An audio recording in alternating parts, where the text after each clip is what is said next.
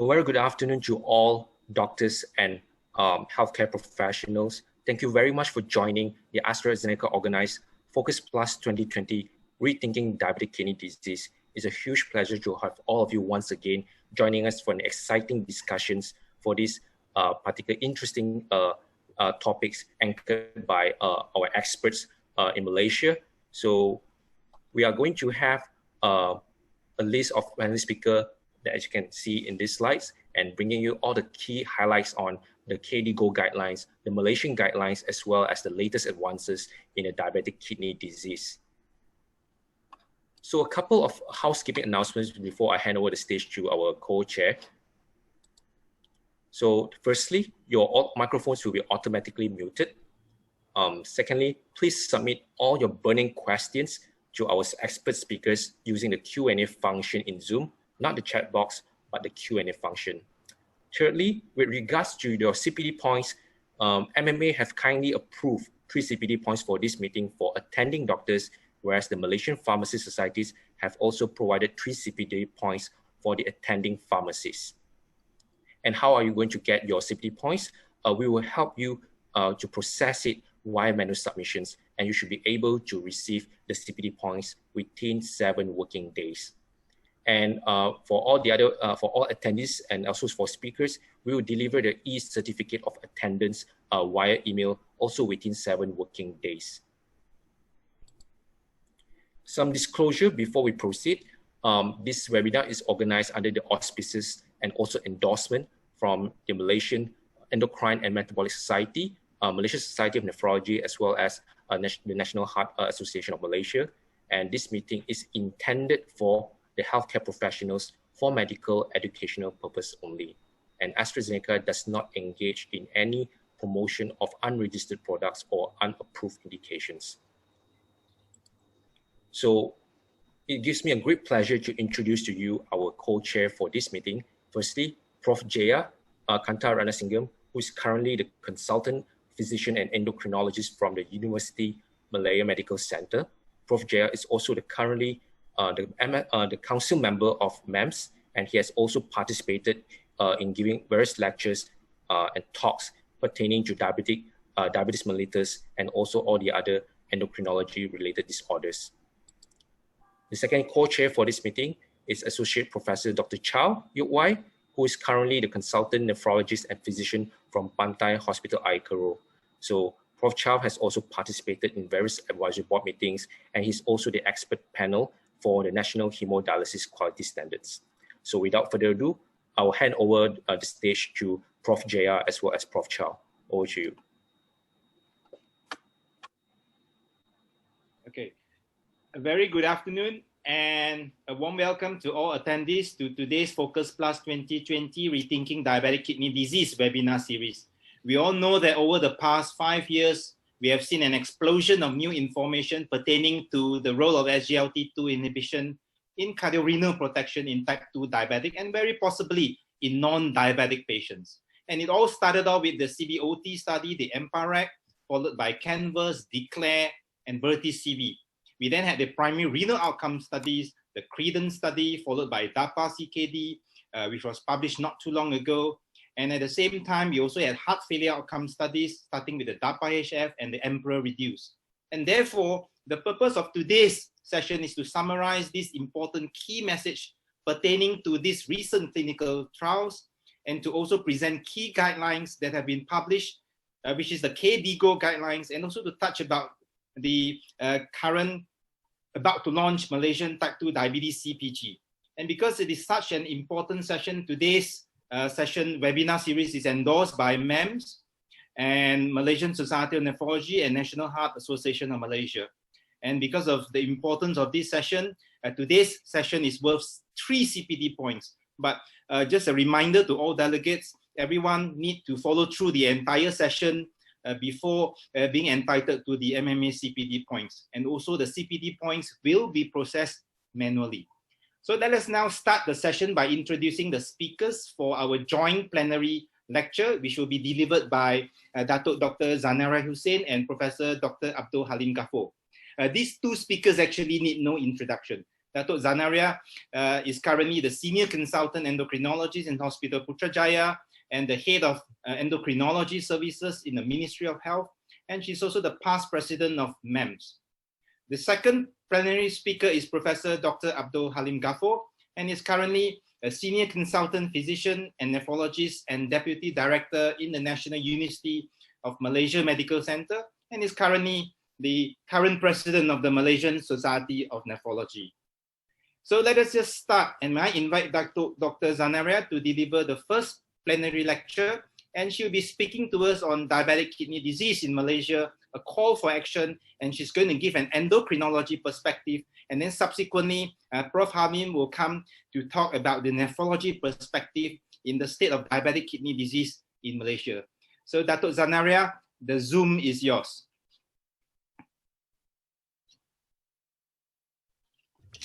Thank you very much, Dr. Chow, for such a kind introduction, and I value the opportunity to spend an afternoon with some fellow endocrinologists as well as a great panel of nephrologists who will be actually addressing very important area, all that Dr. Chow has mentioned this just now. So sorry for the quick run through the slides just now. So I have probably the easy task of not really talking about, you know, the interventions or what is happening with treatment, but to just set the ball rolling by getting everybody to realize the extent of diabetes and also the extent of diabetic nephropathy in the country, and the fact that we can do a greater deal to detect this complication early, therefore preventing the more adverse long-term outcomes. So, all right, so let's just start by, you know, sort of going through what is probably known already, but important as a background, that statistics on diabetes in Malaysia, and we do have the latest being the 2019 National Health and Morbidity Survey completed last year, shows that the prevalence of diabetes is a whopping 18.3%, and if that transcribes to about 1 in 5 adult Malaysians having diabetes. Yeah, and this is seen at the most left-hand corner. You can see the box there, and if we really put it into numbers, we're having short of 4 million or 3.9 million diabetics. Then when we come to the graph, we can see, you know, just the sort of pattern of increase in the diabetes prevalence from the 2 former NHMS studies, which show you a gradual incline of 1.1% each, you know, on top of the previous prevalence figures for those with diagnosed diabetes. But what is really sort of worrying is the rate of undiagnosed diabetes, which is the blue line on the graph on the top, is showing a steeper incline in the last 4 years. So the rates of undiagnosed diabetes is higher. So that is important, and I think is highlighted here. Yeah. So I also want to highlight in the bar chart below where you see some sort of age-related prevalence, and you can certainly see that, you know, diabetes inclines with age, and that is something we know. But what is worrying is that there's a presence of diabetes of about 6% in those below 30 years, and most of that is in the undiagnosed sort of category. And you can see the shade of blue is far, far, you know, dominant than the shade of peach that you see. So nicely summarized on the right-hand side is prevalence of diabetes is increasing, undiagnosed diabetes is increasing, and younger age people are also being undiagnosed with diabetes. Okay, so the next thing to sort of take note is we're very happy to have data, because from data, then we can realize what the current situation is and whether what we put in place with regards to, you know, what is in the CPG is actually making a difference. So this I put forward to you is something that was recently released in the last few weeks, which is actually the National Diabetes Registry report. The prior report just spanned for, I think, about 3 years, of 2009 to 2012. And after that, even though some of us knew the data, it was actually not officially reported. So here we have a consecutive year data, and it shows us the number of patients that have been enrolled in the diabetes registry is a very huge number of 1.6 million. And I don't think many countries have, able to get, if we do have a diagnosed population of 1.9 million, to get 1.6 million on a registry is amazing. But the thing is, not all these 1.6 million are active patients in the, and most of these patients are actually from primary care. So we don't have prospective consecutive data on each and every 1.6 million, or even actually the 897,000. But it's important every year a cross-sectional study is done onto the diabetes registry, of which more than 100,000 patients are audited at the same time in each year, and data is derived, which is important for us to take note. Just offhand is that there's no gender difference in the prevalence of diabetes in our country. And if we look at the distribution of diabetes in gender also in the registry, there appears to be some difference there, but in actually the prevalence is no difference. So you can see also the spread of cases across, but it also important to remember the prevalence is different. So the prevalence is higher for the Indian ethnic group, and then Malay, and then Chinese, but what is in the registry is as we put here. But almost absolutely the patients are made of type 2 diabetes, because most of type 1 diabetes patients are followed up in the hospital setting, and this is not really captured in the NDR. So here we see, interestingly also, is those who are diagnosed in public primary care. Their mean age when coming for initial diagnosis of diabetes is somewhere near the mid-50 region, age. And if we look also in the graph, then we can appreciate, and highlight that there are younger people, and it's a substantial number, although the bars are smaller, but still a substantially high number that are diagnosed young, below 40.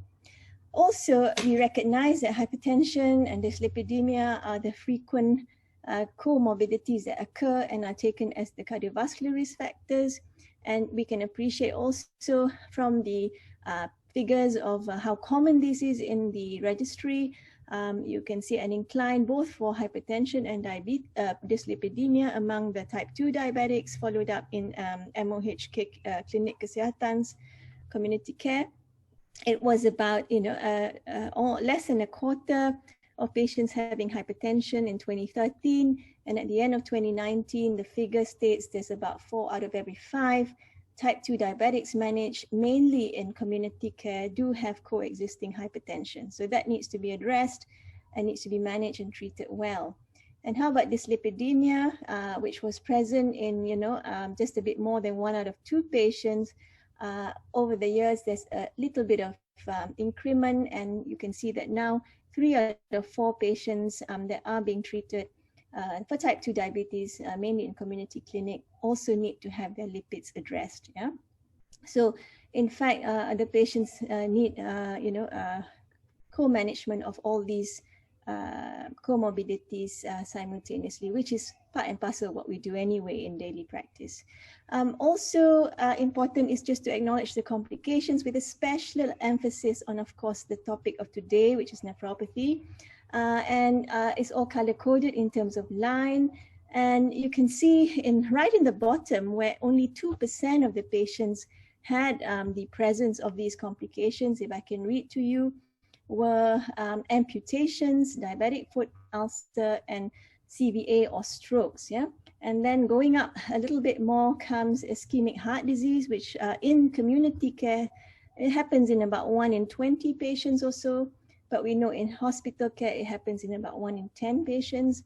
And then retinopathy, I guess with the improved in screening and fundus photography available in primary care, we're seeing a better pickup, not necessarily meaning there's more retinopathy, but maybe better detection of retinopathy with better screening facilities. But what is most apparent, I think, if you can see, is that the rates of nephropathy, and I think this is defined by the presence of proteinuria or elevated, creatinine in the audit, is actually definitely inclining as well. Yeah, a much larger proportion of patients in primary care having nephropathy, and the incline is far higher than any other complication that you see. Yeah, so that is a very important factor. Here, it is also important to acknowledge that our primary care doctors and the setup in primary care is being able to keep up with our CPG recommending best practice. Yeah, so best practice, of course, is to get regular interval monitoring for complications. Yeah, and so here we'd like to compare 2013, which is the figures on the top, with 2019. And of course, it is important to see that the figures have inclined compared to 2013. So over a period of 6 years, of course, there is better measurements of urine protein from only 2/3 to almost 3/4. As you can see here, although you may say it's suboptimal, we would want an absolute pickup of at least an annual measurement of protein in the urine. There is improvement, but there is still work ahead to make this more, to be done, completely. And also you appreciate the other figures for the other measurements, such as blood creatinine being done. I think this is annually at least, in a larger number of patients, as well as lipid measurements, as well as foot examinations. Fundus examinations are still much less because, again, the availability of fundus cameras and ECGs are not so routine in being done, much less, yeah? Here I'm showing you the trends of HbA1c. It's been a constant complaint from our primary care colleagues that setting A1C of less than 6.5% across the board is very tough to actually attain, because patients are a heterogeneous group, and HbA1Cs should be individualized. But nevertheless, it's tough to do that when you have lots of data. So putting it at 6.5% as the upper limit, and anything below as what is optimal, then we're getting at about less than a third of patients achieving A1C targets. And you can see that it's not really changed very much from 2013 to 2019. But the mean A1C for the first time ever since it's been actually monitored has just dipped a little bit below 8% to about 7.9% last year. So if there is hope that maybe it can inch down bit by bit year after year, yeah?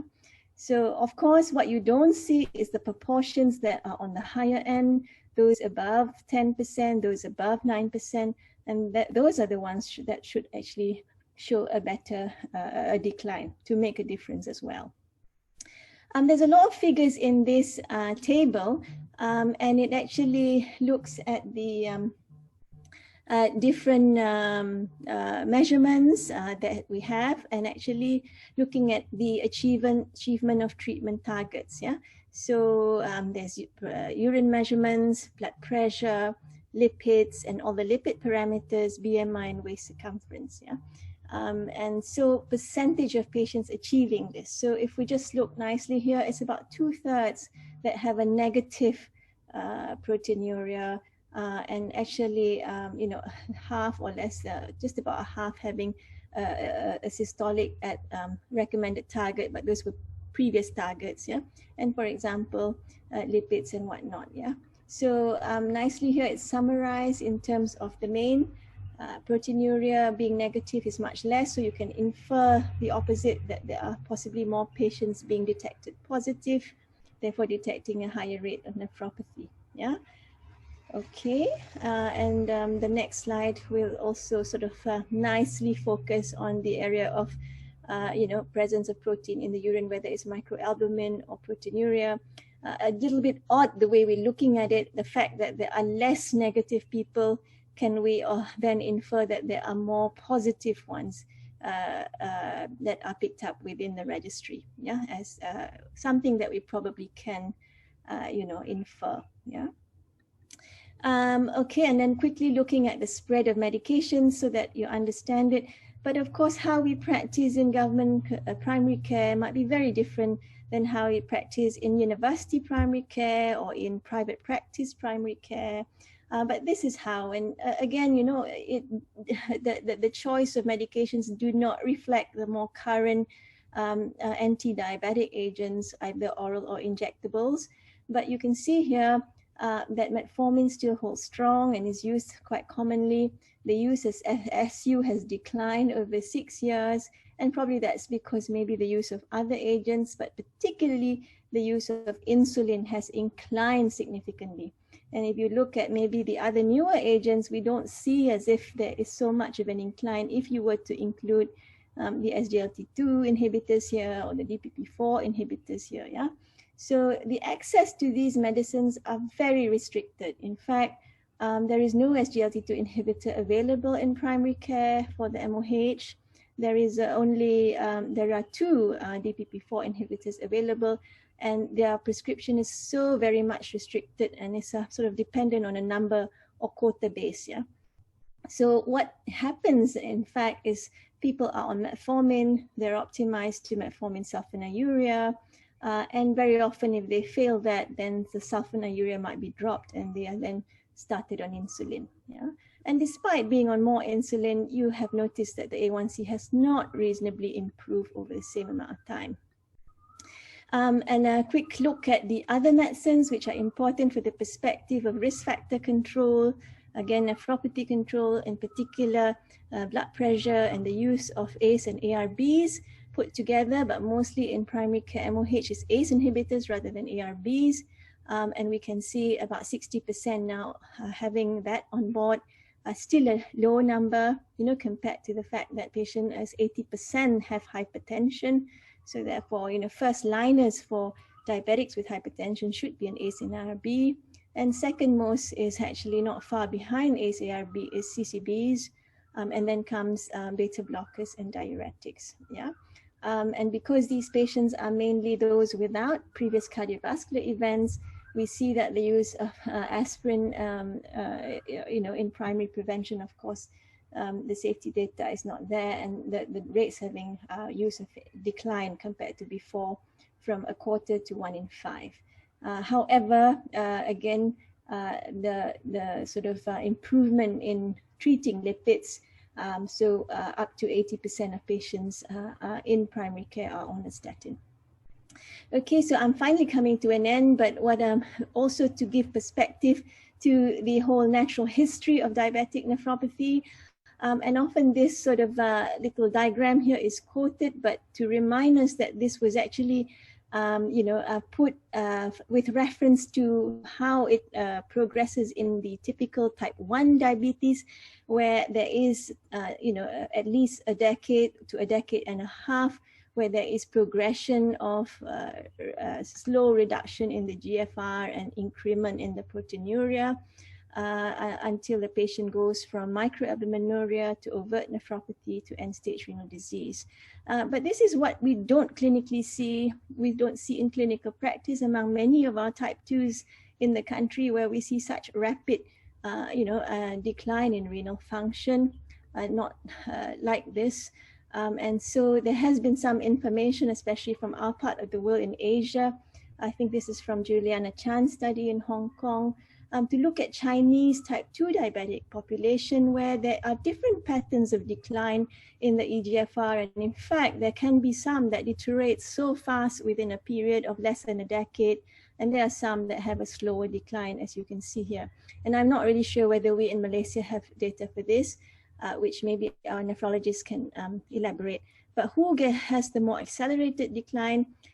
We appreciate the older people, male, smokers, longer duration of disease, a high A1C, high blood pressure, having a high urine ACR from the very beginning, and the coexistence of multiple morbidities and baseline medications.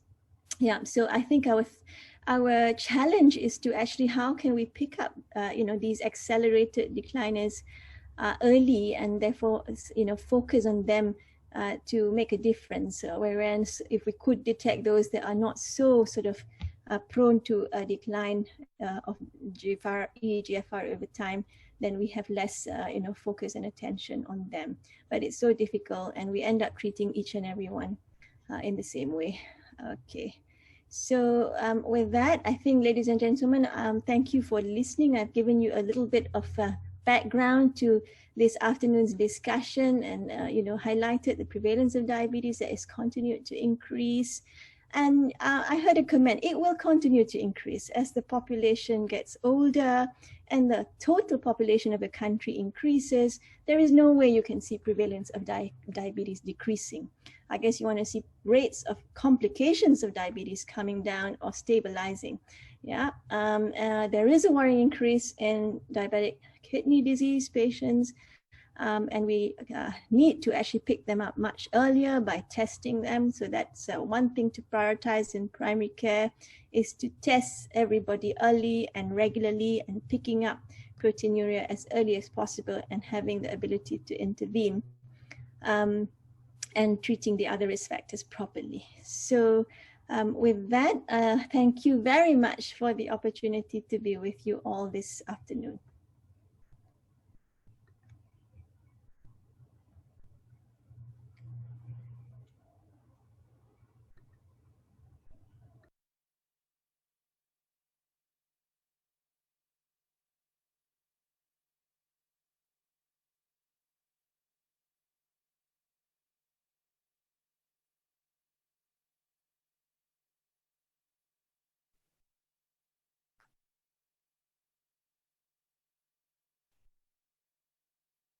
Thank you.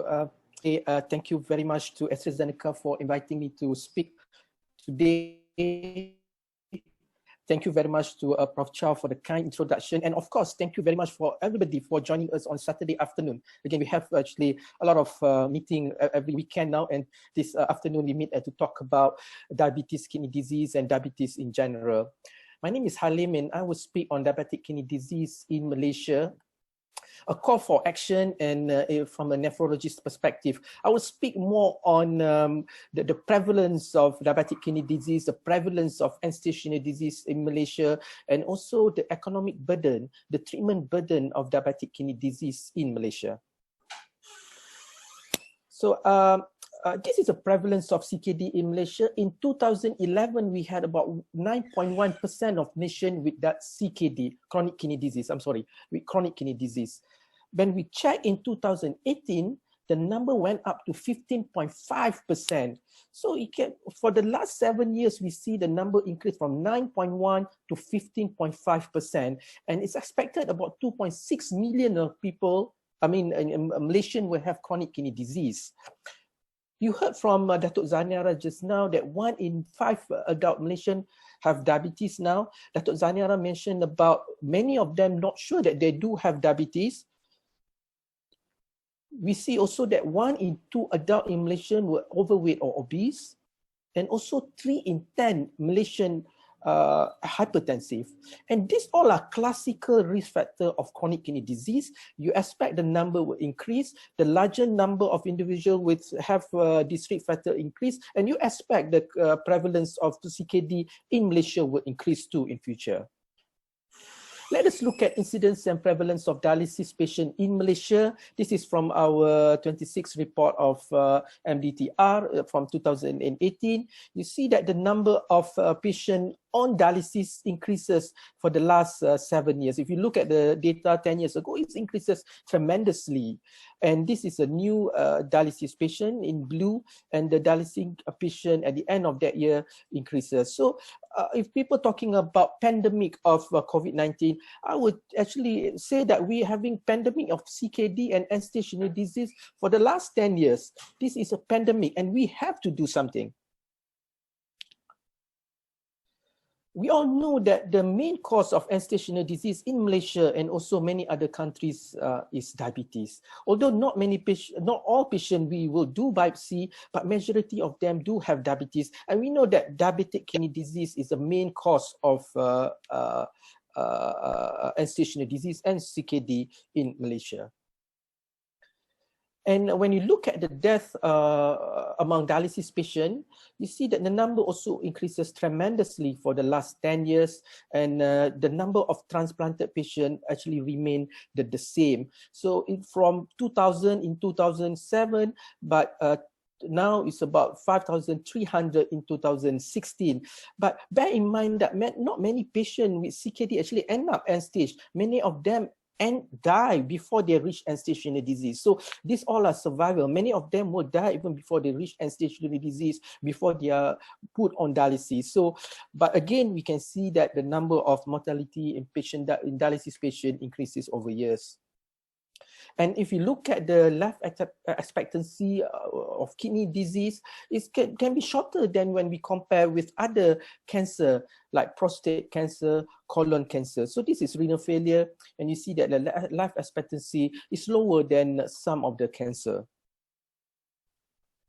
And sadly, when we look at our data, we found out that diabetic do worse when we compare with the non-diabetic. We see that the survival of dialysis patient is worse in diabetic when we compare to non-diabetic. This is not surprising because we see this in other diseases too, like coronary artery disease, where diabetic will do worse when we compare to the non-diabetic. Let us look at the economic burden of end-stage renal disease in Malaysia. We published this. We actually look at the cost of dialysis, comparing hemodialysis and peritoneal dialysis in Malaysia. We found that hemodialysis, we will spend about 40,000 a year. On CAPD, continuous ambulatory peritoneal dialysis, we will spend about 37,000 a year in patient. So you see the number is huge, and not many patients can afford a dialysis in Malaysia. And when we look at total annual public expenditure of end-stage renal disease in Malaysia, in 2010, it was about 572 million. But surprisingly, not surprisingly, in 2016, the number went up to 1.12 billion. And this is increased by 94%. And if you look at that, we look at this figure, 4.2% of Malaysian total healthcare expenditure from the public sector in 2016 actually go to dialysis. This is huge because the number of dialysis patients is about 50,000, but 4.2% of nation total health expenditure will go to dialysis population. And this is much more higher than other developed countries like Japan, Thailand, Italy, and Australia. And what can we expect in future? This is what the trend and forecast that we will expect in 2014. We expect the prevalence of end-stage renal disease in 2014 will increase up to 100,000 cases. And because of that, we need urgent measure to curb the new increase in end-stage renal disease patient, and because to mitigate the financial and health problems.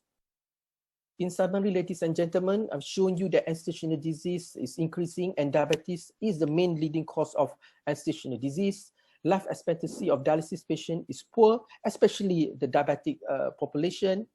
The rising end-stage renal disease burden cause a huge financial and health problems in Malaysia healthcare system. There's an increase of diabetes, hypertension, obesity.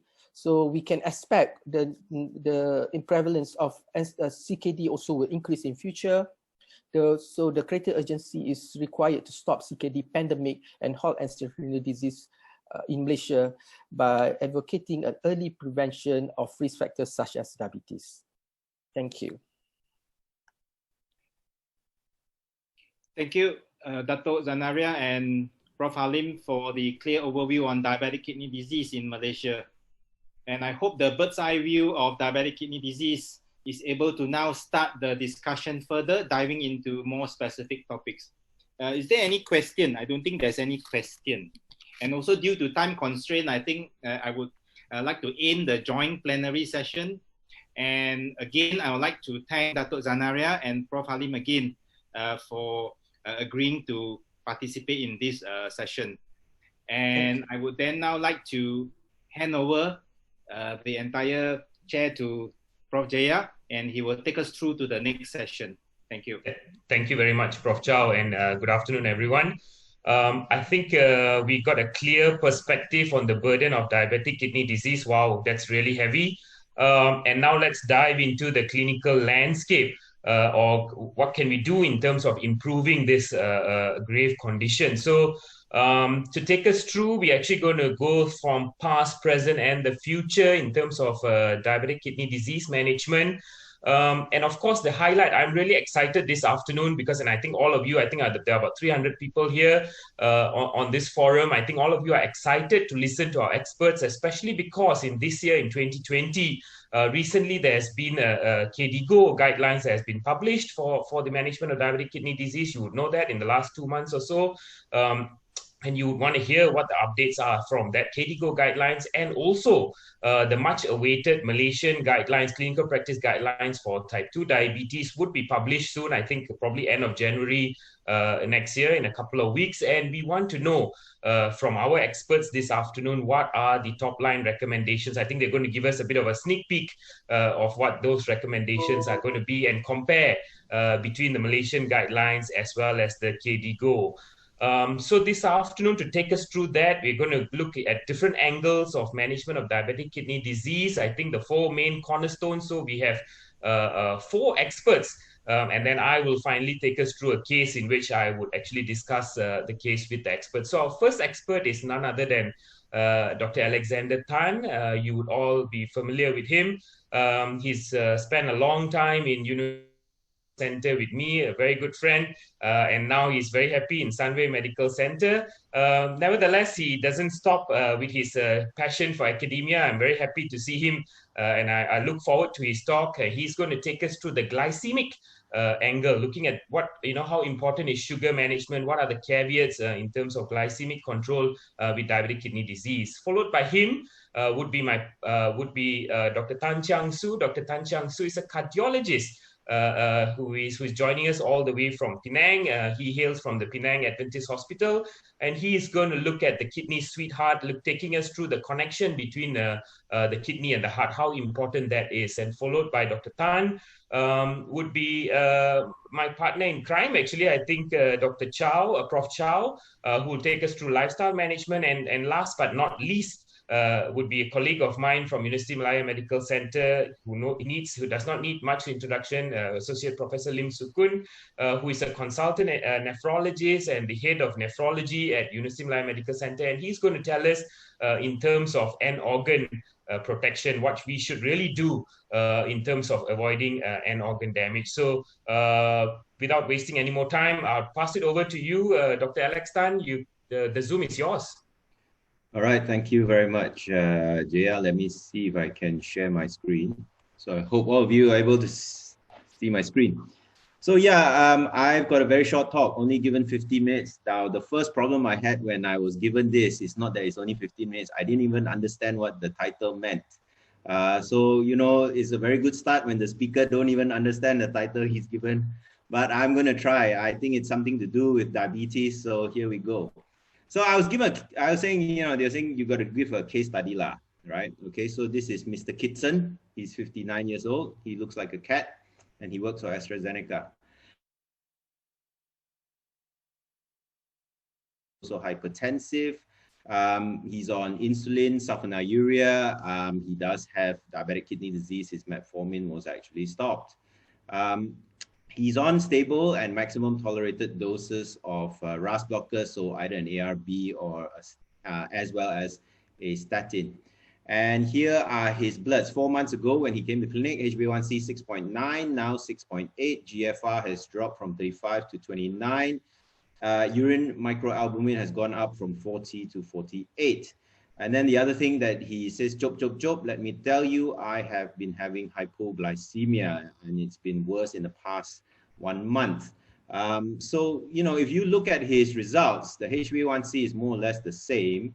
The GFR has dropped, and his microalbuminuria has actually increased. There are a few things that you need to sort of think about, because this is a situation where, you're telling the patient your kidney is getting worse, but he's looking at his diabetes and he's saying, hey, but my HbA1c is not that bad. So like a few things that people were thinking about, inadequate renal protective strategy, progression of the CKD. Just now you saw that from Dr. Zanera's side, there are some people who will naturally progress in their CKD faster than others. And this guy kind of fits the bill, right? He's male, he's older. We don't have any data on whether he's a smoker.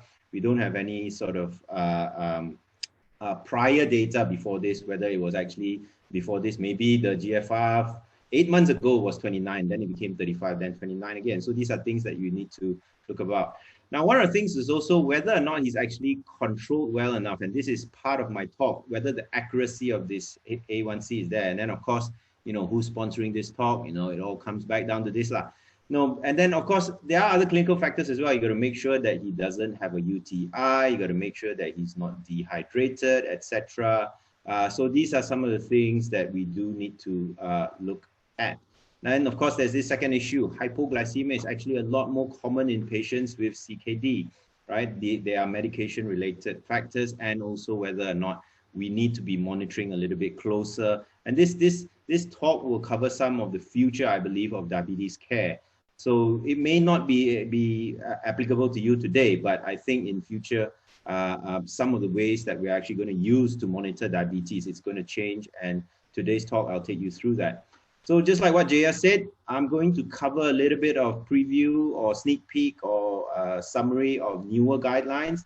So KDIGO, as well as, it's been labeled as the 2020 Malaysian Clinical Practice Guideline, but it's coming out in January 2021, right? We don't have much of 2020 left. So I think this would be more accurately called the 2021 Clinical Practice Guidelines. And, Jaya is on the committee. He managed to sneak out a few slides and give it to me to show to you. Okay, so one of the things from the KDIGO 2020 is this recognition. This is a long time we have known about it, that HbA1c may not actually be 100% accurate in patients with chronic kidney disease. Now, we are talking about patients with advanced CKD. If you got CKD 1, 2, it's not really such a problem. But once you start to go to 3B, 4, and 5, and dialysis, then hemoglobin A1c may not absolutely be accurate. Now, there are several factors that affect this.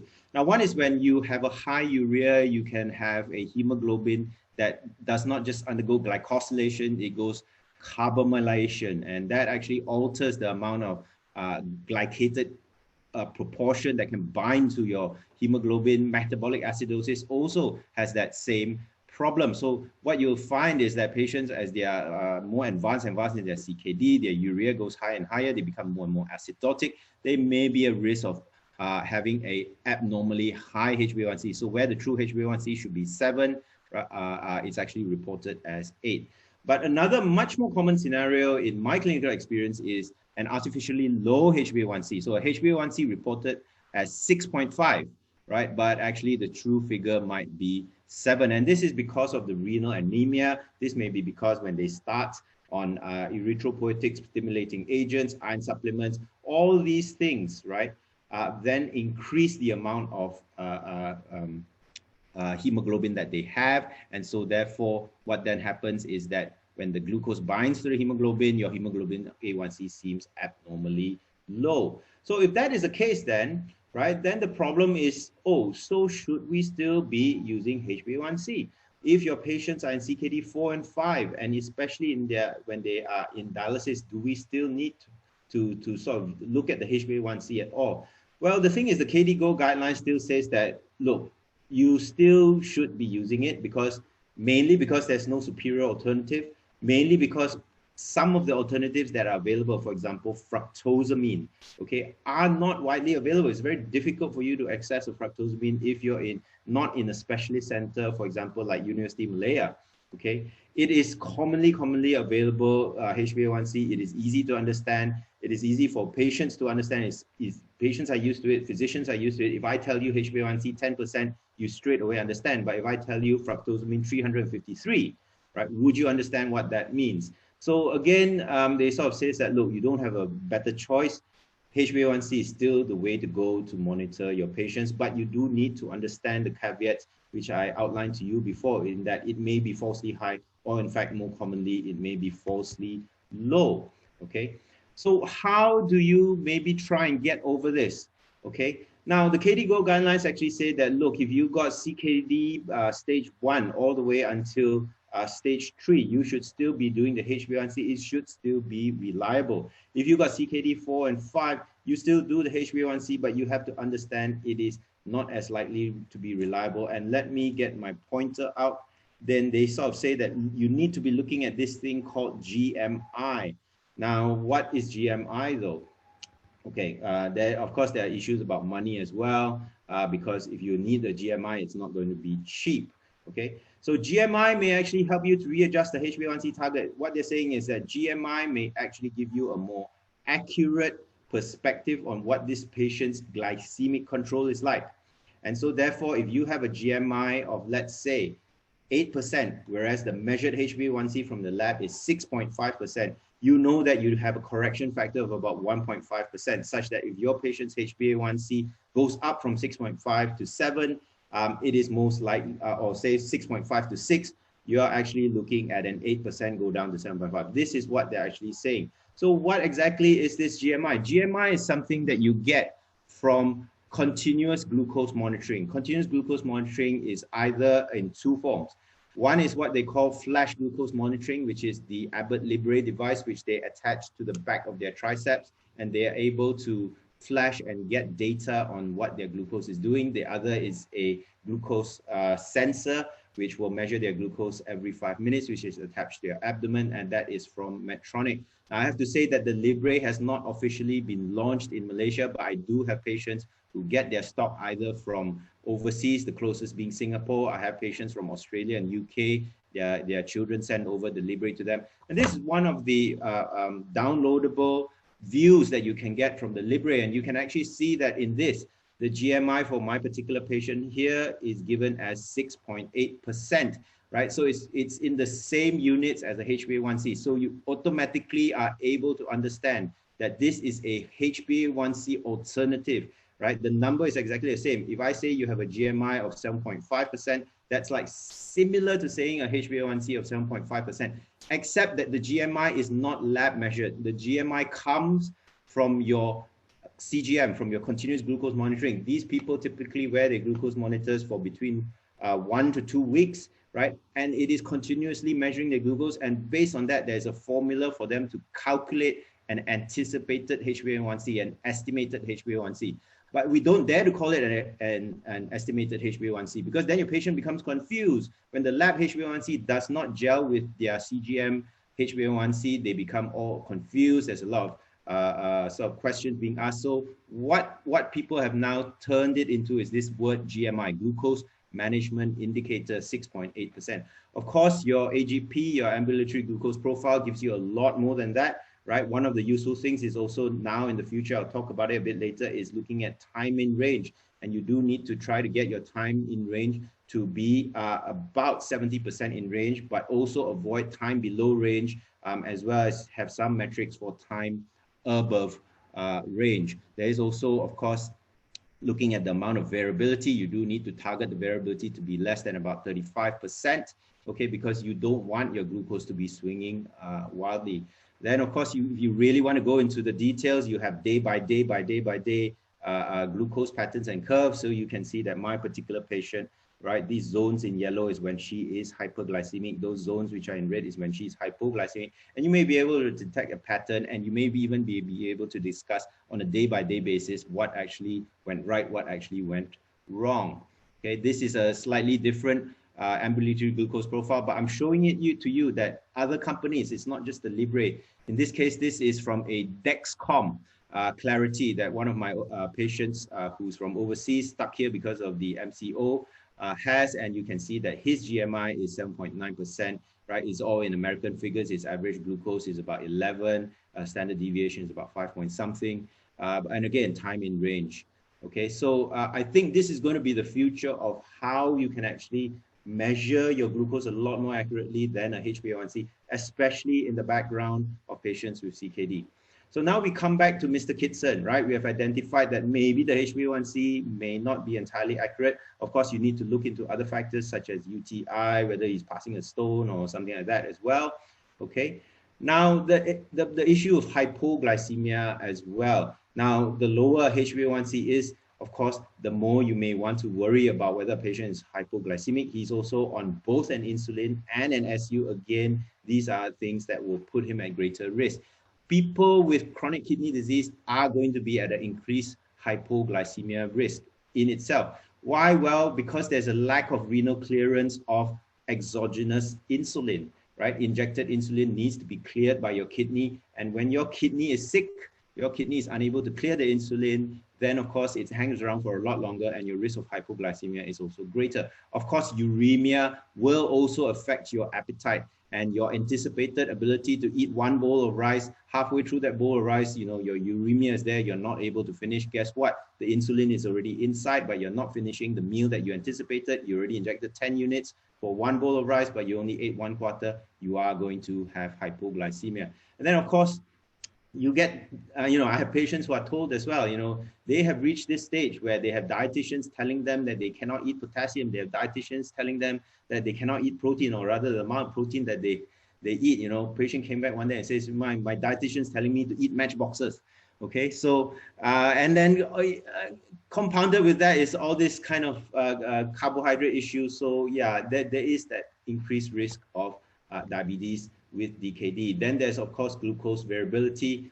And what they have actually found in this series of studies is this. I'm just going to summarize it because I'm cognizant that I only have 15 minutes, okay?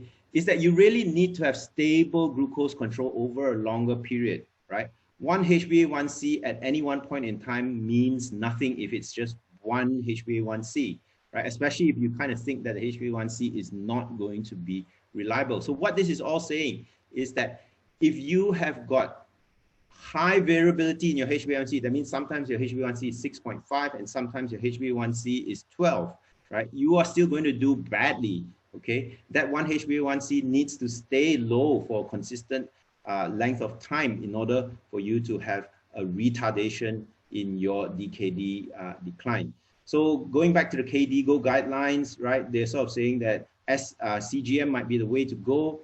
If you don't have CGM, maybe SMBG. Well, why? SMBG gives you instantaneous data. It gives you data there and then. What is my glucose now? Rather than waiting to go to the office of your consultant, doctor, physician to get a HbA1c reading. It will also tell you what's happening. Your risk for hypoglycemia is also low, especially if you have CGM. And it also therefore helps in your overall ability to reach glycemic targets. Now, CGM, continuous glucose monitoring, you see two examples here, your Libre Fresh as well as your iPro sensor. These are not cheap. The last time I inquired, it's about 350 ringgit, I think, for an iPro. For a CGM, it's not available. For a Flash, it's not available in Malaysia, but my patients pay about 100 Sing dollars for a 2-week worth of sensors. So again, this is not cheap and not widely available. So these are some of the pros and the cons. Now, of course, if you have a CKD patient, right, you want to put them on something which is not going to cause them to have hypoglycemia. So ideally, SGLT2, DPP4, GLP-1 as per the product label, right? You need to alter the dose, for examples, of your DPP4 and your metformin and your SGLT2 according to the patient's GFR. Okay, so if your patient doesn't have access to CGM or SMBG, then you know these are more preferable, although sometimes you know you may not be able to afford them. Now, there is this sneak peek preview from this 2020 or is it 2021 Malaysian CPG top line recommendations on the use of CGM. Who may benefit? As we said, those with DKD, those in whom hypoglycemia is an issue, those in whom where you get a HbA1c which is not concordant with what your glucose levels are being recorded as. So sometimes patients with thalassemia, this can actually occur, all right?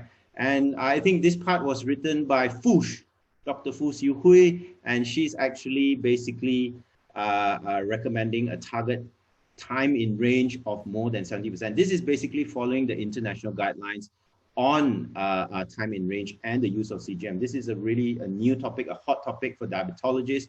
Now, I don't know why she's kind of stopped. I got this slide from AstraZeneca, who kind of stole it from Li Liling, who basically stole it from Jaya Kanta, who basically stole it from Fu Siu Hui. So, you know, I don't know, this is like worse than Jolo, right? Stealing from stealing from stealing. But you can't stop at time in range. This is my personal opinion, right? You cannot just give a target of time in range 70%. You need to specify what you mean by time in range. Time in range should be 3.9 to 10. okay? Because this has been studied and found that if you have 70% of your time, your glucose is between 4 to 10, right? You are likely to have a HbA1c between 6.5 to 7. So time in range, if you wanted to have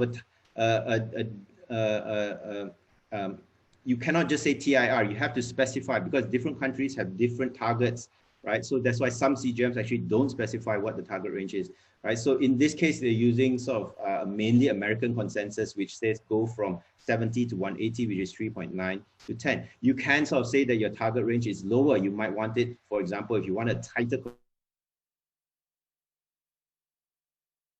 you need to back off on the time in range and say that, okay, I will accept that it's 60% if you're going to go for example, 3.9 to 8, right? But this is the consensus. They've allowed it to go up to 10, and this is a developing field. So there'll be a lot more debate, lots more studies to actually say that, look, is this going to be the correct? I mean, look at how long it has taken diabetologists to agree on a HbA1c target, 6.5 to 7. Right? We're still not agreed. Some people say 6.5, some people say 7. Now, I think you must not stop there, because you need to also specify a time below range, right? You can have a time in range of 70%, but if the other 30% is spent with a glucose of 2.5, right, that is also highly unacceptable. So time below range, if you take the international consensus statements, right, they state that we want them to have less than 4% below 3.9, less than 1% below 3.0. So this is something that I think should also be included whenever you give a target TIR. You also should give a target TBR. And just for the heck of it, you should give a target TAR, which is, of course, less than 25% above 10, less than 1% above 14. And then this is again, so I don't dare to change it. I take it as it's given to me. It was stolen from a stolen, from a stolen, from a stolen.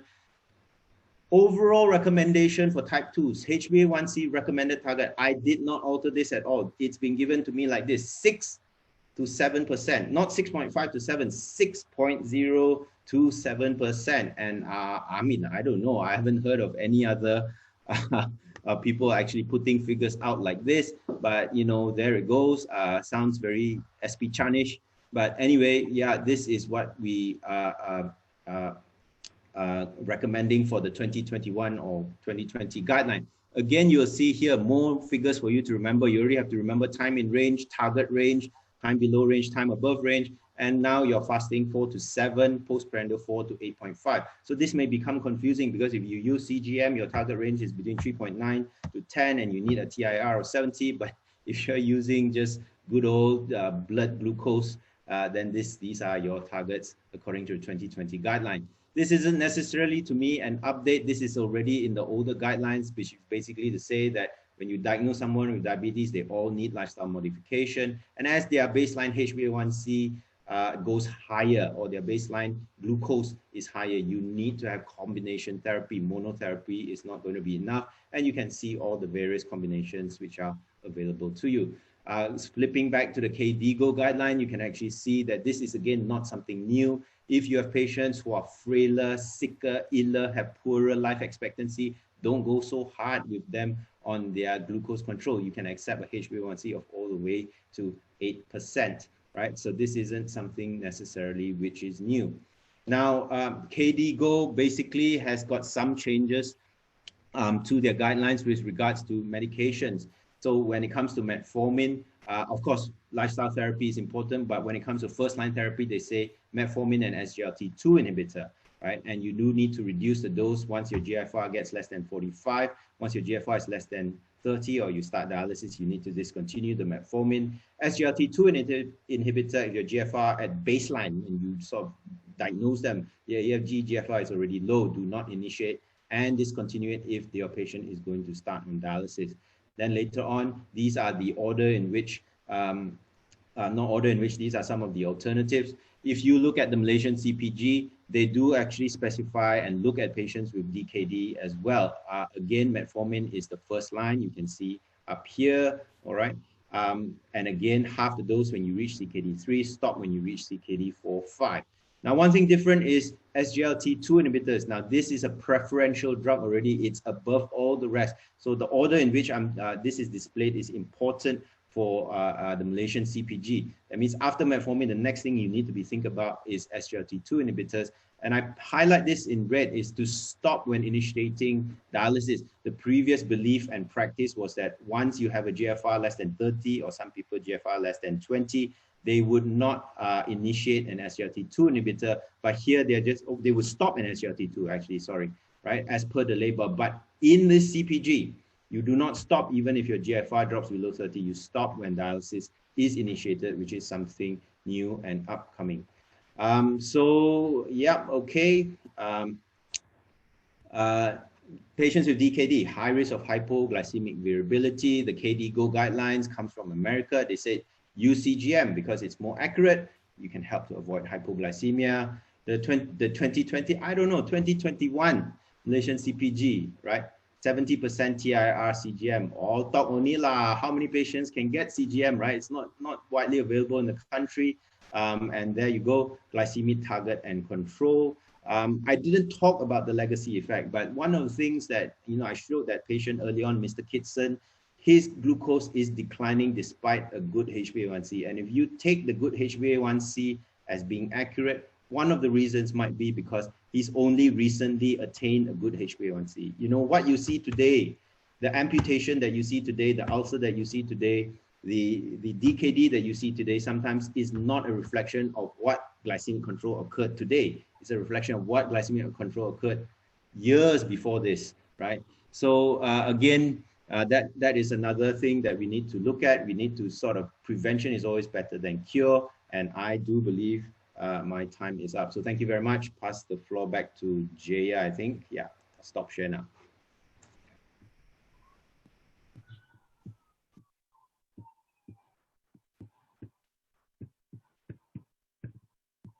Prof. Chow can carry on, and we will take the Q&A at the end.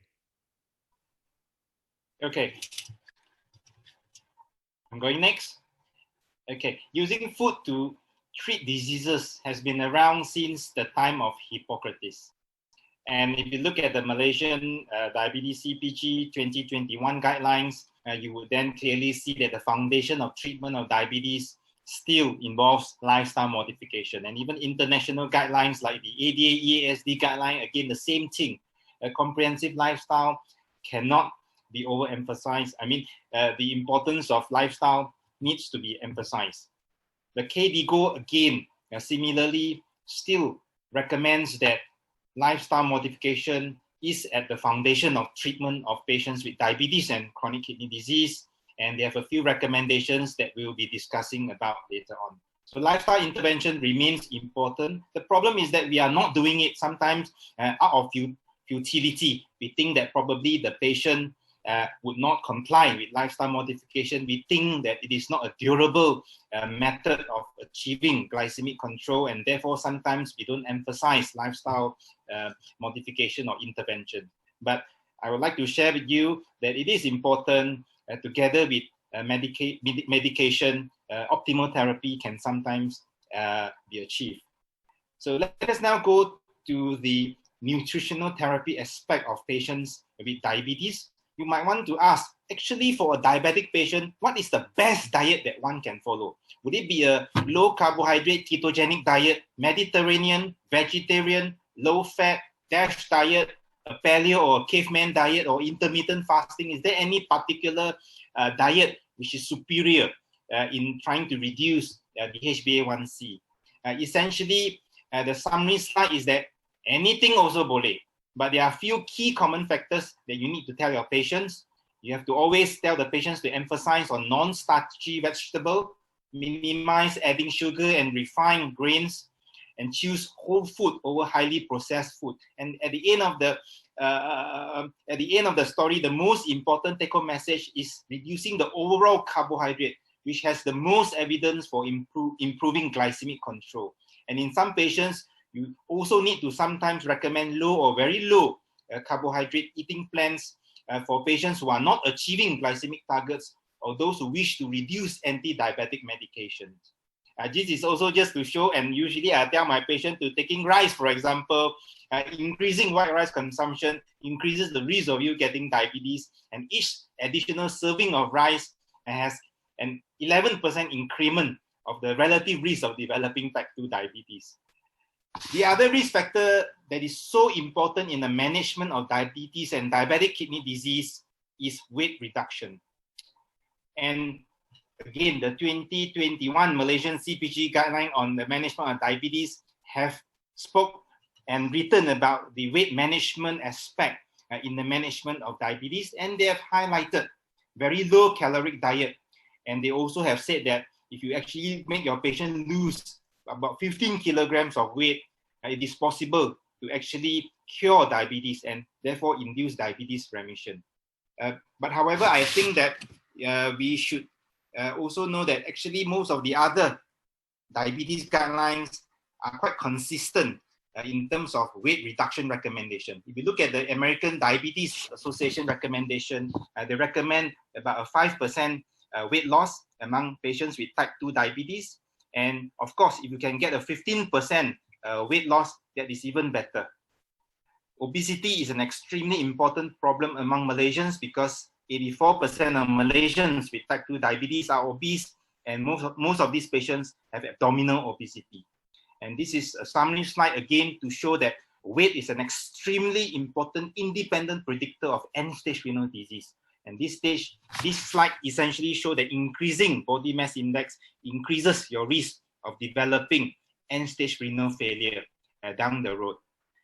The direct study is a study which is frequently quoted if you listen to a lifestyle talk. And essentially, the direct study wants to answer the question as to whether is diabetes curable.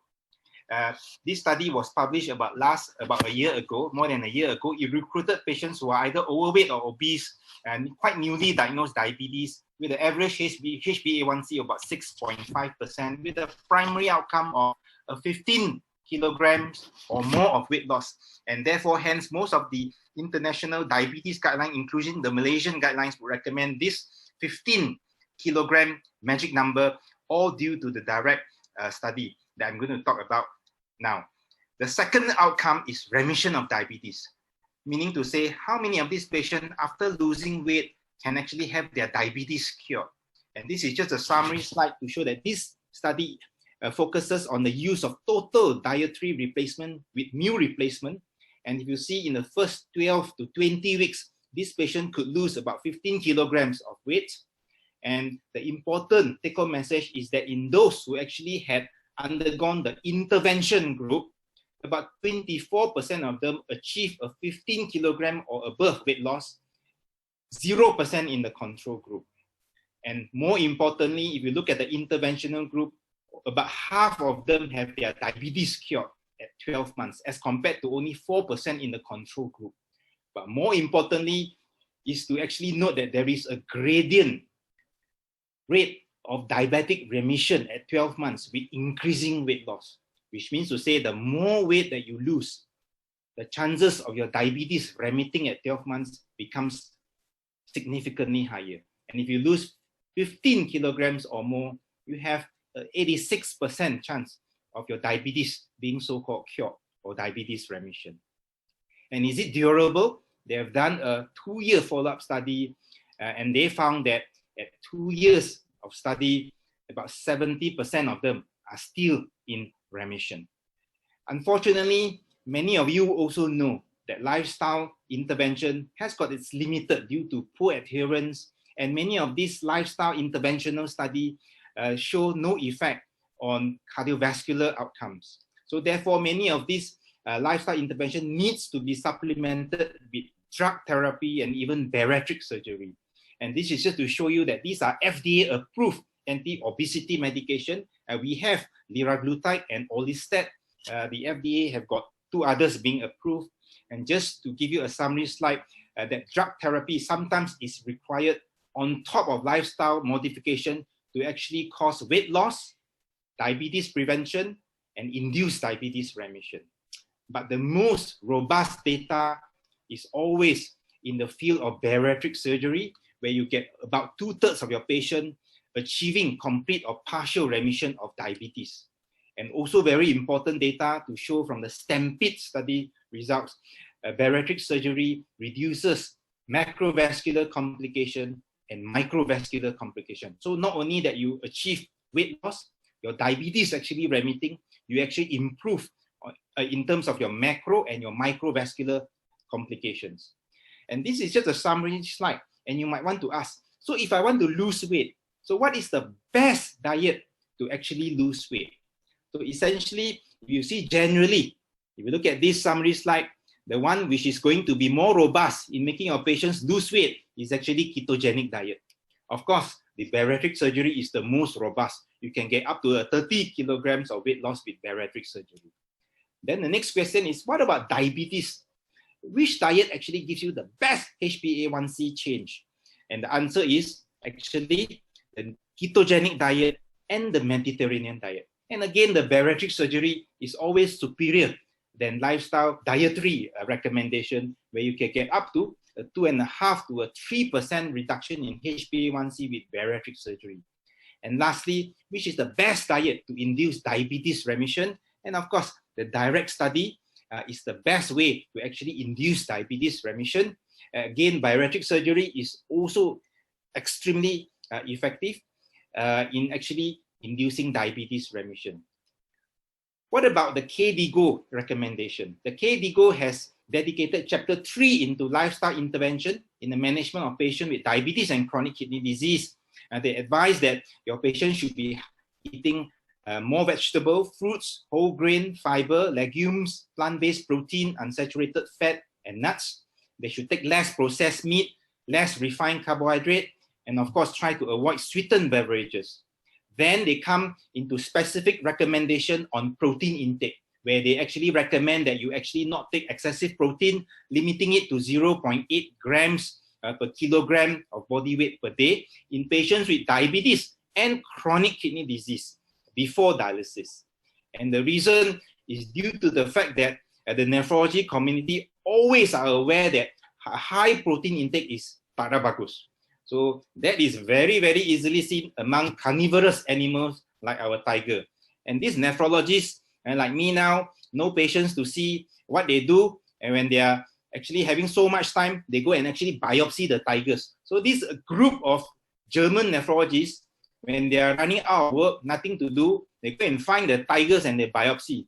And you could see here from their results, about 75% of patients of tigers have some form of kidney involvement, and possibly as a result of their high protein intake.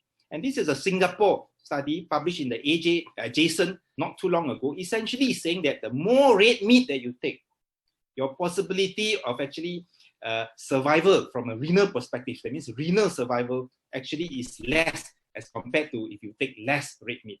So therefore, taking too much meat is actually not good for the kidneys. And the reason is due to the fact that if you actually put the patient on a low protein diet, what you actually get is you actually get a vasoconstriction of the afferent arteriole, and that leads to a reduction in intraglomerular pressure, and therefore a reduction in the proteinuria rate. It also interacts with the RAS pathway, and the angiotensin pathway modulation then leads to a vasodilatation of the efferent arteriole, and again, all this leads to a reduction in intraglomerular pressure. It also interacts with the inflammatory pathway, reducing all the inflammatory markers, and subsequently the interstitial fibrosis. And all this eventually leads to a slowing down of the progression of chronic kidney disease. So the recommendation is generally a 0.6 to 0.8 grams per kilogram per day of protein intake in a non-dialysis CKD stage 3 to 5. And if you want to actually have even better effect, you actually can cut down your protein further to 0.3 grams per kilogram per day. But if you do that, it needs to be supplemented with keto acids. And we have ketosterol, for example, in patients who actually can undergo a very low protein diet. But again, these are just recommendations. In the practical point of view, many of our patients cannot actually go on a very low protein diet. Is there any evidence to support low protein diet and kidney outcome? If you look at the meta-analysis published by Professor Kalanta, essentially, you look at the renal failure chances. If you compare low protein and a high protein diet, you could then actually see that the low protein diet actually protects the kidney better. And if you look at very low protein diet with supplementation of keto analogs compared to a low protein diet, you would see in terms of risk of progression of end-stage renal disease, the very low protein diet actually do better than low protein diet. And if you look at the eGFR decline, again, the very low protein diet supplemented with keto analog is better in trying to protect the kidney as compared to a low protein diet. And then the KDIGO guidelines also talk about salt intake, and they recommend that we take less than 5 grams of salt a day in patients with diabetes and kidney disease. And most of the benefit of salt restriction actually come from blood pressure. And this is just a study, a meta-analysis to show that actually, if you actually cut down your salt, it actually reduces your proteinuria by as much as 32%, whether you're on a RAS blocker or not. And the reason is due to, as I've shown just now, a low sodium diet reduces intraglomerular pressure. Then we look at this study, which actually wants to emphasize the importance of reducing salt in patients who are on RAS blocker. So basically, if you treat patients with a RAS blocker to protect their kidneys, you also need to tell your patient to actually reduce salt, because a low salt diet will actually make the RAS blocker work better. You take more salt, then the RAS blockers actually have no effect. And this is a study, I think, published by Professor Hersping. And essentially, the summary slide shows that if you use ARB and if you actually restrict your salt, then you have a significantly better favorable renal outcome, and also increase your chance of actually prolonging renal function and actually decreasing the risk of reaching end-stage renal disease. And it also has got a positive effect on cardiovascular outcome, which means to say that those on RAS blockers, and if they actually put the patient on low salt diet, it actually also has got a positive cardiovascular outcome and also reduce hospitalization for heart failure. So patients who are on a RAS blocker for diabetic kidney disease, always tell them to reduce their salt intake. But the problem is that many countries, many of us take excessive salt. And in Malaysia, our average salt intake is about 8.7 grams a day, way exceeding the 5 grams per day recommendation. What about physical activity? So the KDIGO ended with physical activity, and they suggest that if the patient is sedentary, first you assess whether the patient has a risk of actually falling, and also assess the comorbidities. And if the patient has got a low risk of fall, then you recommend low intensity activity and increased intensity as tolerated. But if the patient has a high risk to actually fall down, then you actually should refer to a specialist to prescribe exercise. If the patient is physically active, but then not actually exercising less than 150 minutes per week, then you actually recommend them to increase it to more than 150 minutes per week. And those who are unable, then you don't disturb them, ask them to continue the same. Those who can, you push them up to 150 minutes per week. And those who are already physically active, doing more than 150 minutes per week, then you actually now add on muscle strengthening activities. And this is actually quite consistent with general international guidelines, like the American guidelines, which suggest that the patient should be on a moderate intensity aerobic activity of at least 150 minutes per week, and at least 2 days per week of muscle strengthening activity.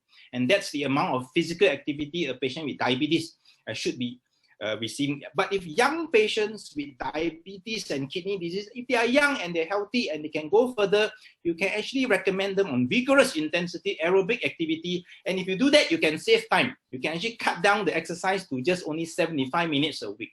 And what is all this moderate and high intensity activity? Generally, as a rule of thumb, a person doing moderate intensity aerobic activity can talk, but not sing during the activity.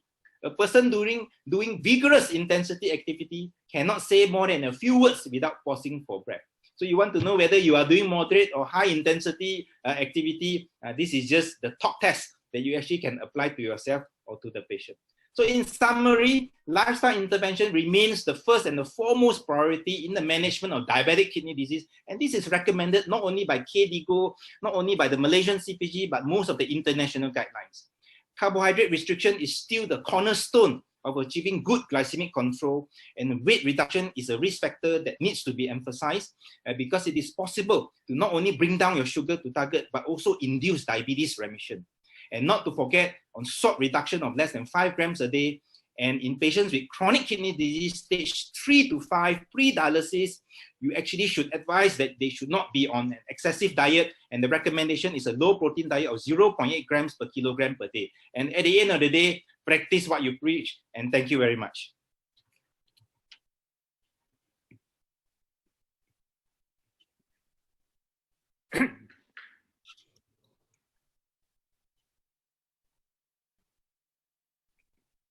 Okay. Yes, you can go ahead, Dr. Tan, and start sharing. All right.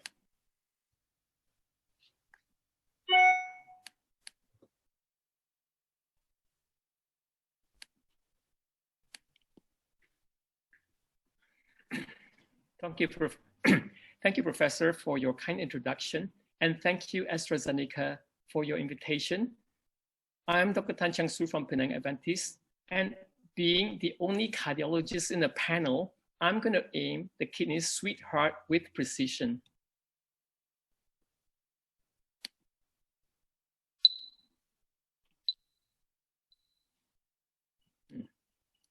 Okay, I'm going to present by asking 2 questions. Your diabetic patient has chronic kidney disease. So question 1, why should you need to protect his heart? And question 2, how are you going to protect his heart? So let's go to question 1. Why should we protect the heart of the patient with chronic kidney disease? This is the US data in the year 2018. The prevalence of cardiovascular disease in patients with or without chronic kidney disease. So the purple column is without CKD, and the blue column is with CKD. So now we look at the prevalence of coronary artery disease. Without CKD is 15%. With CKD is 37%. So it's more than double. Huh? When we look at the heart failure, 5% without CKD and 25% with CKD is 5 times more common for patients with CKD than without CKD to have heart failure. For peripheral artery disease, this is 2 times more. For atrial fibrillation, it's almost the same. And cerebral vascular accident, again, this is about 2 times more likely chance of getting a cerebral vascular accident for patients with CKD. And for acute myocardial infarction, it is 3 times higher risk for patients with CKD. So CKD itself is a risk factor for cardiovascular disease. Now, when we look at the hospitalization rates for myocardial infarction, now patients without diabetes or CKD, this is a reference point, we give a ratio of 1. But if they have diabetes, the ratio becomes 2. If they have CKD, the ratio is 1.4. But if they have diabetes with CKD, then the ratio becomes 2.7. So once you have these 2 together, the rates for hospitalizations for myocardial infarction is much more higher compared to CKD or diabetes alone. Of course, if you have previous MI, you're more likely to get MI again.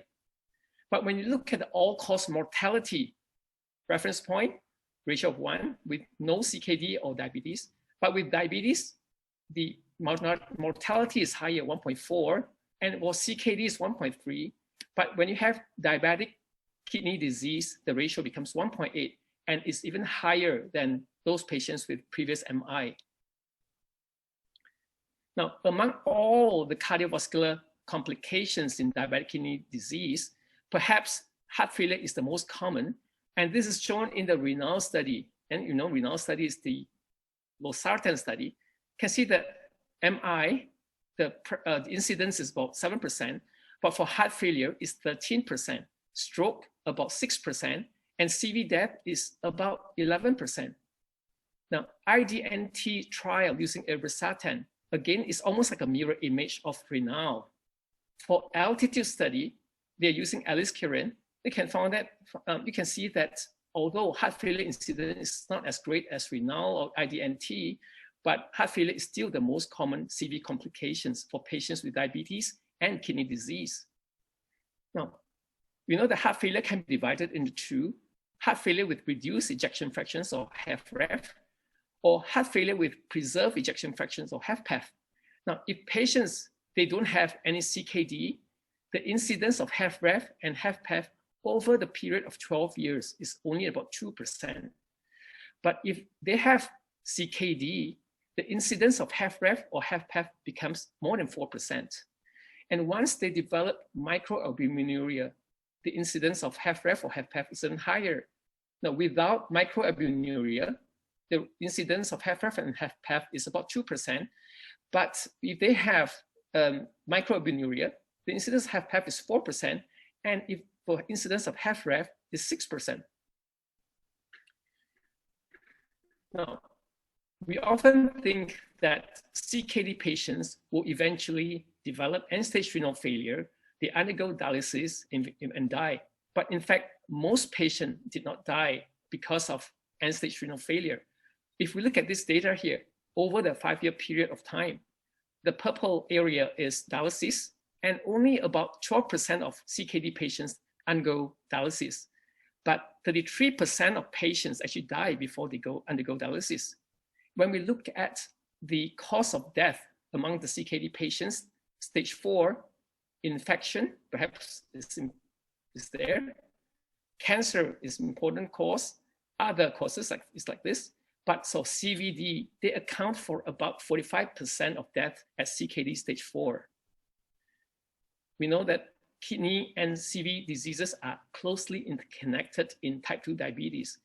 Diabetes can cause altered energetics, hypervolemia, inflammation, ischemia, sodium retention, neurohumoral activation, and renal angiotensin aldosterone system activation.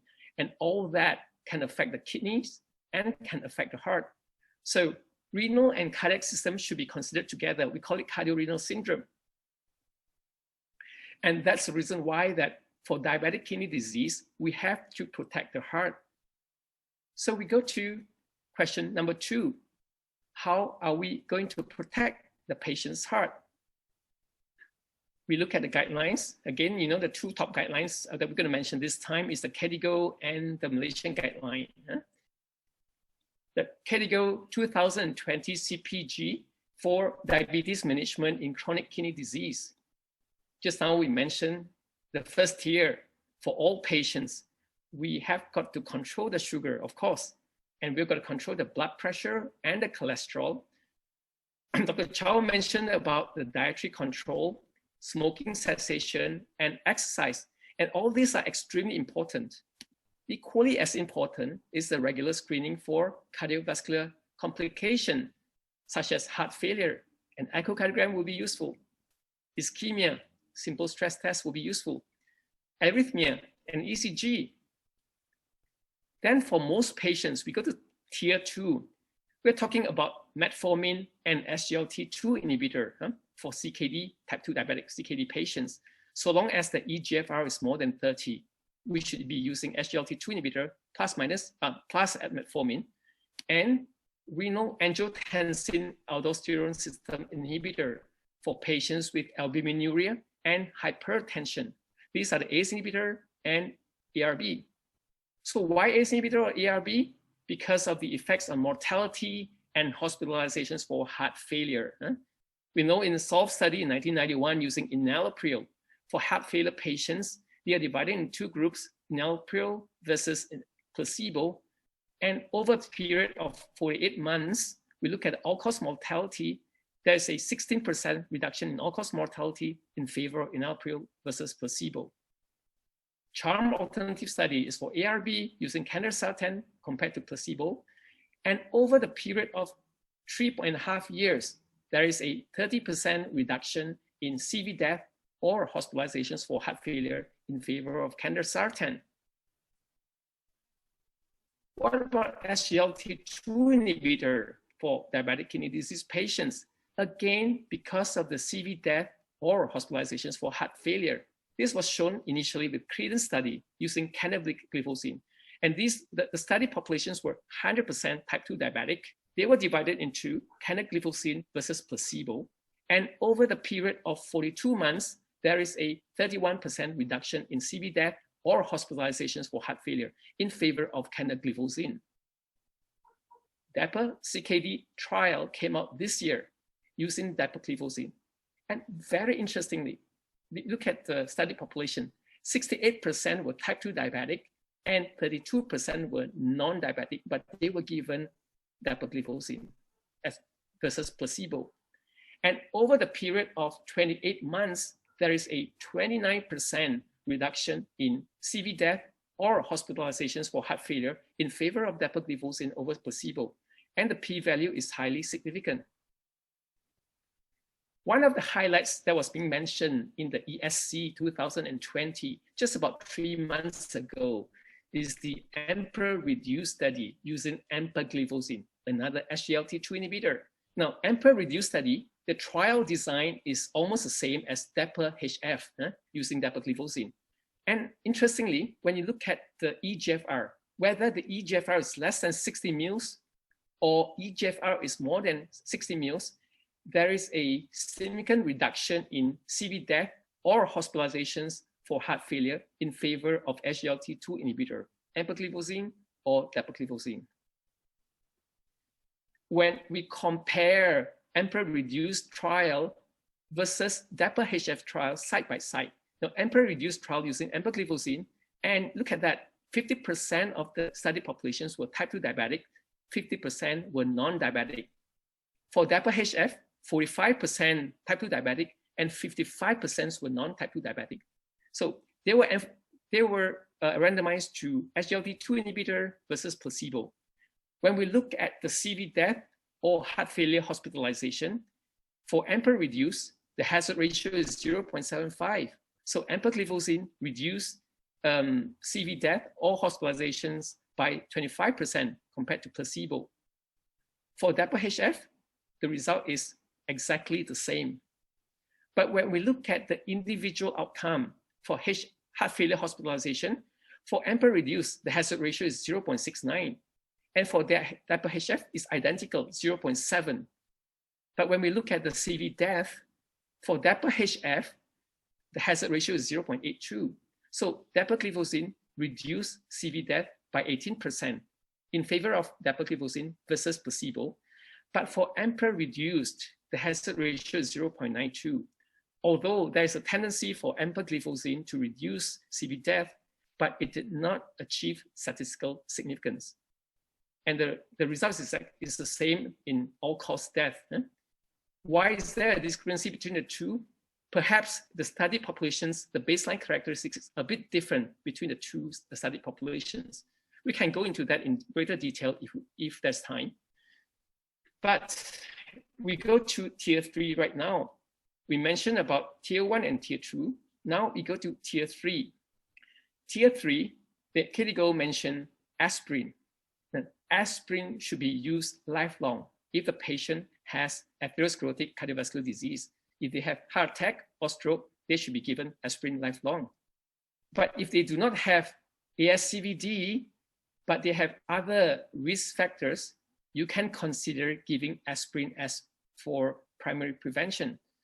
But bear in mind that for patients with diabetes and CKD, they tend to get uremic gastritis. So you want to give it, think first whether this patient the patient has a history of uremic gastritis. Then for those patients who has acute coronary syndrome or who has already undergone PCI, then perhaps we should be giving these patients dual antiplatelet therapy in the form of aspirin and Plavix or aspirin and ticagrelor.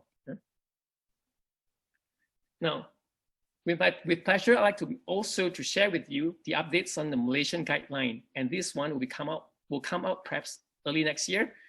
The top line recommendation for intensive control of CV risk factors in type 2 diabetic patients. This specifically mentioned about blood pressure.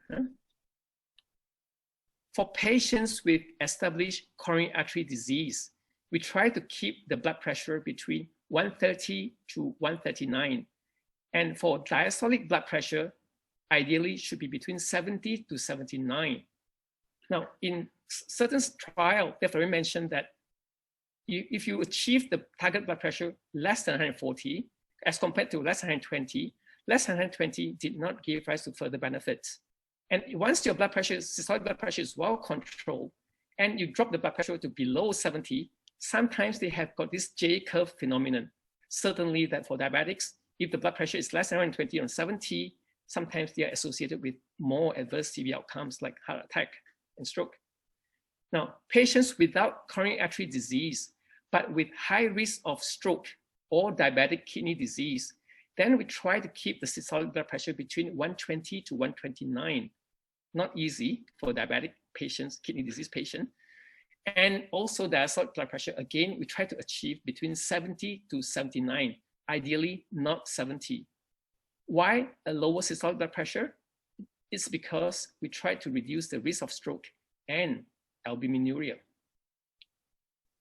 Now, they also mentioned about cholesterol, LDL-C. We divide the patients, the diabetic patients, according to risk categories. For those patients with a very high risk categories, like patients with diabetic with established coronary artery disease, or they have other target organ damage like kidney disease, or they have more than 3 major risk factors, then we try to keep the LDL-C to below 1.4 and the non-HDL-C to below 2.2.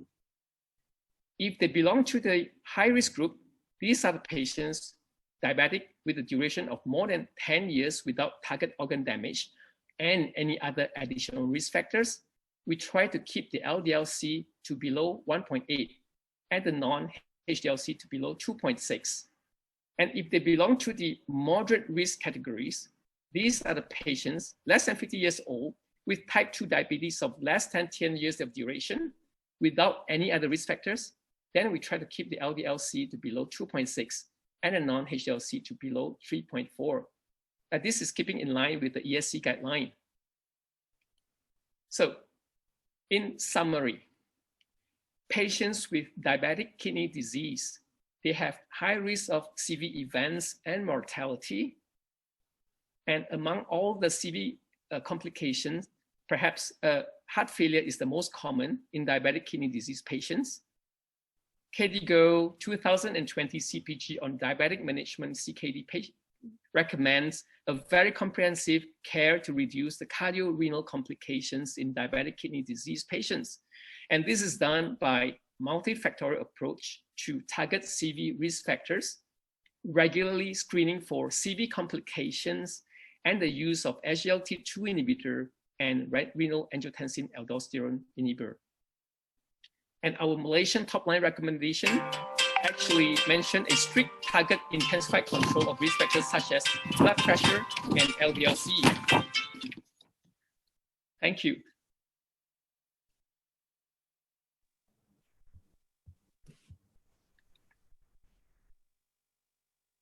Okay, it's my turn. Jaya, can you hear me? Yes, I can hear you, Prof. Lim. Carry on. Okay, Dr. Tan, can you stop sharing so that I can share? Okay. Thank you. Stop share. Okay. Okay. Thank you. Let me see. Where is my...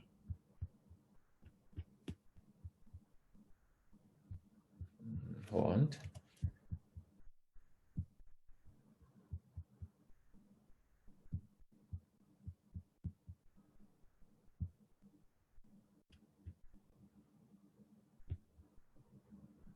I still can't share. Hold on.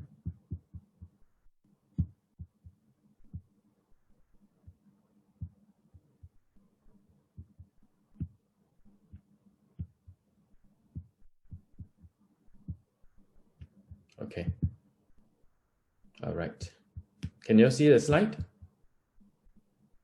All right. Okay.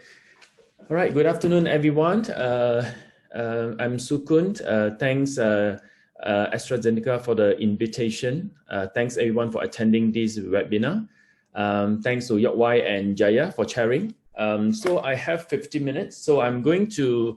My task is basically to convince you that in terms of organ protection, we have to do it early. So first of all, I just want to show you this particular slide and then to let you all think about it and probably see whether you all agree with that or not. Hold on, yeah. Okay. Right. Deng Xiaoping was actually a very popular political leader from China. So one of his a popular quote is actually this one: it doesn't matter whether a cat is black or white as long as it catches mice. So I want you all to think about it, whether you agree with this or not. You don't have to tell me the answer, but I'll come back to this later. So I think this one, Dr. Janaria has shown this before. I think one of the important well-known fact we know is once a patient develops CKD, they will progress in terms of their kidney disease, right? And we know that diabetic kidney disease patient progress much faster as compared to non-diabetic and as well as normal individual. And of course, in this particular analysis, they identify a small percentage of patients who will have accelerated decline in GFR, and they have already identified certain risk factor. But I want to just add to say that if in the clinical practice, if we do identify some patient who progress very rapidly, we probably should investigate further to look for non-diabetic kidney disease. Now, we shouldn't assume that any patient with diabetes and kidney disease who progress is actually due to diabetic kidney disease. Sometimes there might be other glomerular nephritis that can cause an accelerated decline in GFR. So the second well-known fact, I think this has been talked about for a long time. I think for the past 20 years, we know these are the three main strategies well proven to retard progression of CKD, that is intensive blood pressure control, sugar control, as well as use of RAS blocker. Right. And of course, these are the few important landmark studies that actually convince us that these are the few things that we should do to slow down the progression of diabetic kidney disease. As you can see here, renal and IDNT are the two landmark studies for ARB. With the median follow-up of 2.6 years in IDNT and 3.4 years in renal, it can actually show about 20% reduction in renal outcome. Advanced, published in 2007, is not talking about a specific agent, but is talking about intensive sugar control as well as blood pressure control. After a median of 4.3 years, it can actually shows about 33% reduction in renal outcome. So these are well-known, well-proven strategy, which we have been talking for the past 20 years. And also we understand from literature and also our clinical experience that it's very important to intervene early. And this particular study basically shows us that if we intervene too late, basically the benefits that we can see in terms of slowing down the progression of kidney disease, as the time for patient to actually achieve end-stage kidney disease is actually very short. So the benefits is very small if we intervene too slow. So it's illustrating the importance of early intervention in diabetic kidney disease. So, and residual risk is something that we actually always talk about. So these few randomized study basically tell us that even you put the patient under a very optimal clinical trial scenario, we still see a significant percentage of patients still progress in their kidney disease and attain end-stage kidney disease. So basically telling us that even though we have achieved a lot in terms of our clinical studies as well as outcome, patients still progress. So we need to look for a better strategy to assist our patient in terms of having better outcome. Steno-2 is actually one of the multifactorial intervention trial. It's probably illustrating the ideal scenario whereby we put in all the possible intervention and try to actually get the best outcome to reduce microvascular as well as the macrovascular complication of type 2 diabetes. And you can see that in the long-term follow-up and Steno-2, even after 13 years, we can still see that about 25% of patients still get into end-stage kidney disease, right? So illustrating that there's always room for improvement in terms of achieving a better outcome for our patient. So I'm sure most of you are already very familiar with these two SGLT2 renal outcome study. That is Credence, published in 2019, and DAPA-CKD in this year. So important thing to point out that both of these studies basically recruited a stage 3 CKD patient with significant proteinuria of more than 900 milligram a day. And with the intervention, a mean follow-up of about 2.6 years in Credence and 2.4 years in DAPA-CKD, both of them managed to show significant reduction in terms of renal outcome of 30 to 40%. Right? So of course we know that, but if we put this into the natural history of diabetic kidney disease, then we understand that the two trial of the renal outcome trial basically target patients with established proteinuria, and if put them into the risk stratification table of diabetic kidney disease, they are basically targeting patients at high risk, which is actually here, the one at the red column. But does this mean that SGLT2 will not benefit those patients in early CKD as well as those with preserved kidney function? The answer, of course, is no. Right? We do have a number of SGLT2 CVOT trials that basically recruited patients in the early stage of diabetic kidney disease. So you can see here, if you look at the risk stratification table, for CVOT trials, essentially they are here. Most of the patients have preserved renal function. Most of them yet to develop albuminuria. And I'm going to show you some evidence to show that even you start the patient in this stage, patients still get benefits. So this is actually one of the meta-analysis putting all together the CVOT trial as well as Credence to show that SGLT2 shows renal protective effect in patients with diabetic kidney disease. But I think more importantly, I want to show you is this particular one, that they actually sub-analyze based on the baseline GFR for the patient. So as you can see here,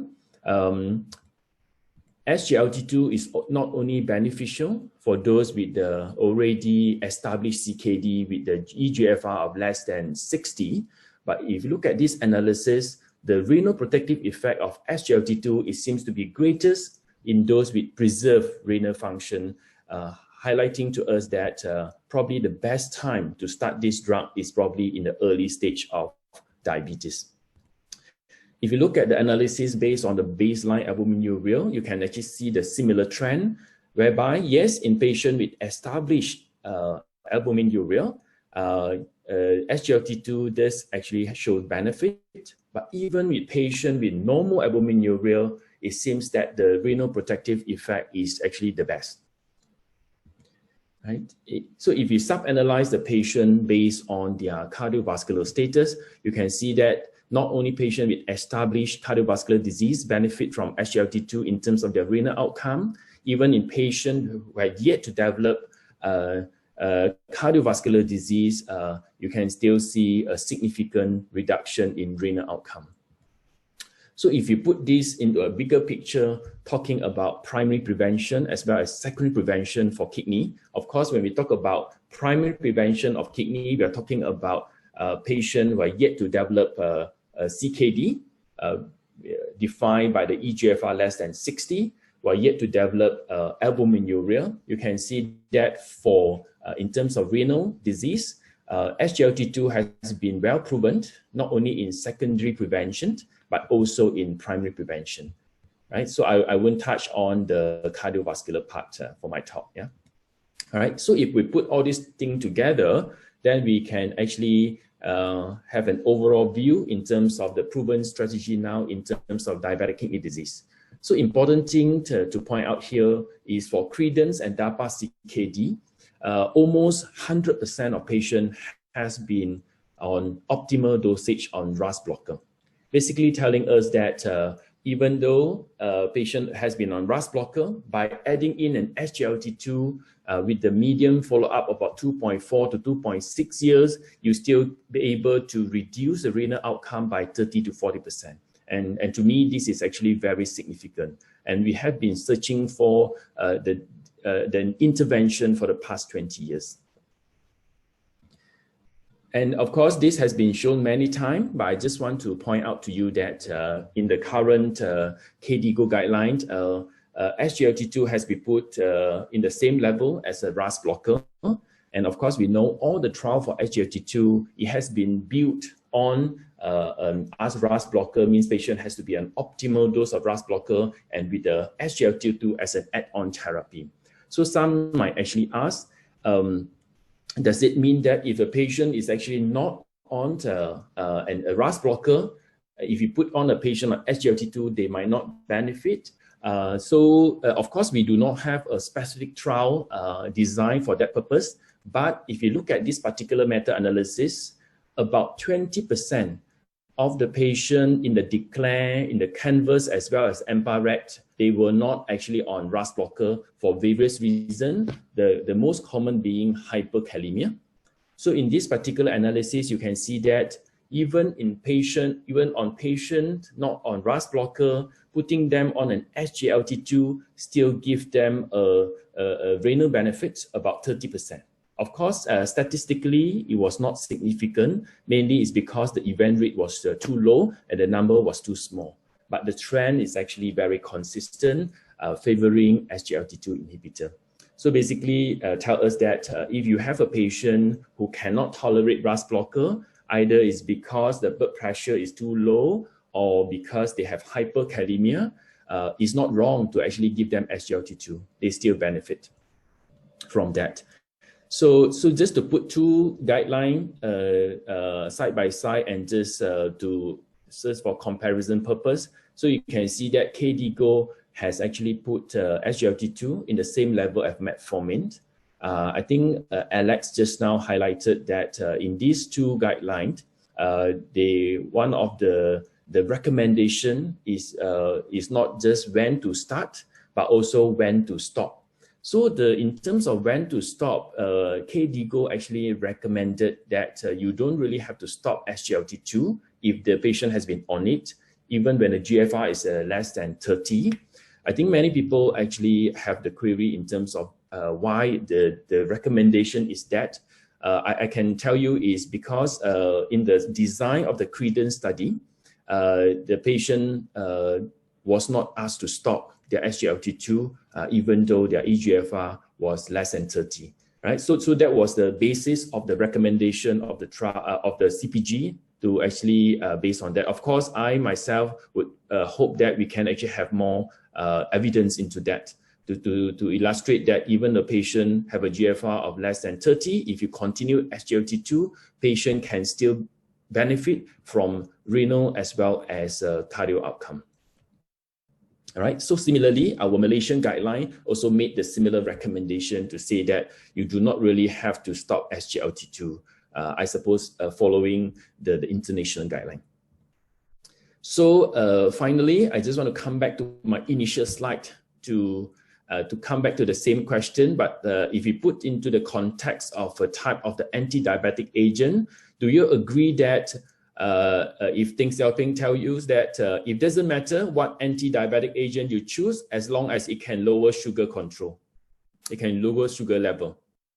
All right. So of course, after all this evidence, I think most of you probably will say it may not be true because for the previous guideline, we emphasize a lot of A1C, but now we also realize that in addition to optimizing sugar control, a selection of a right agent is probably equally important.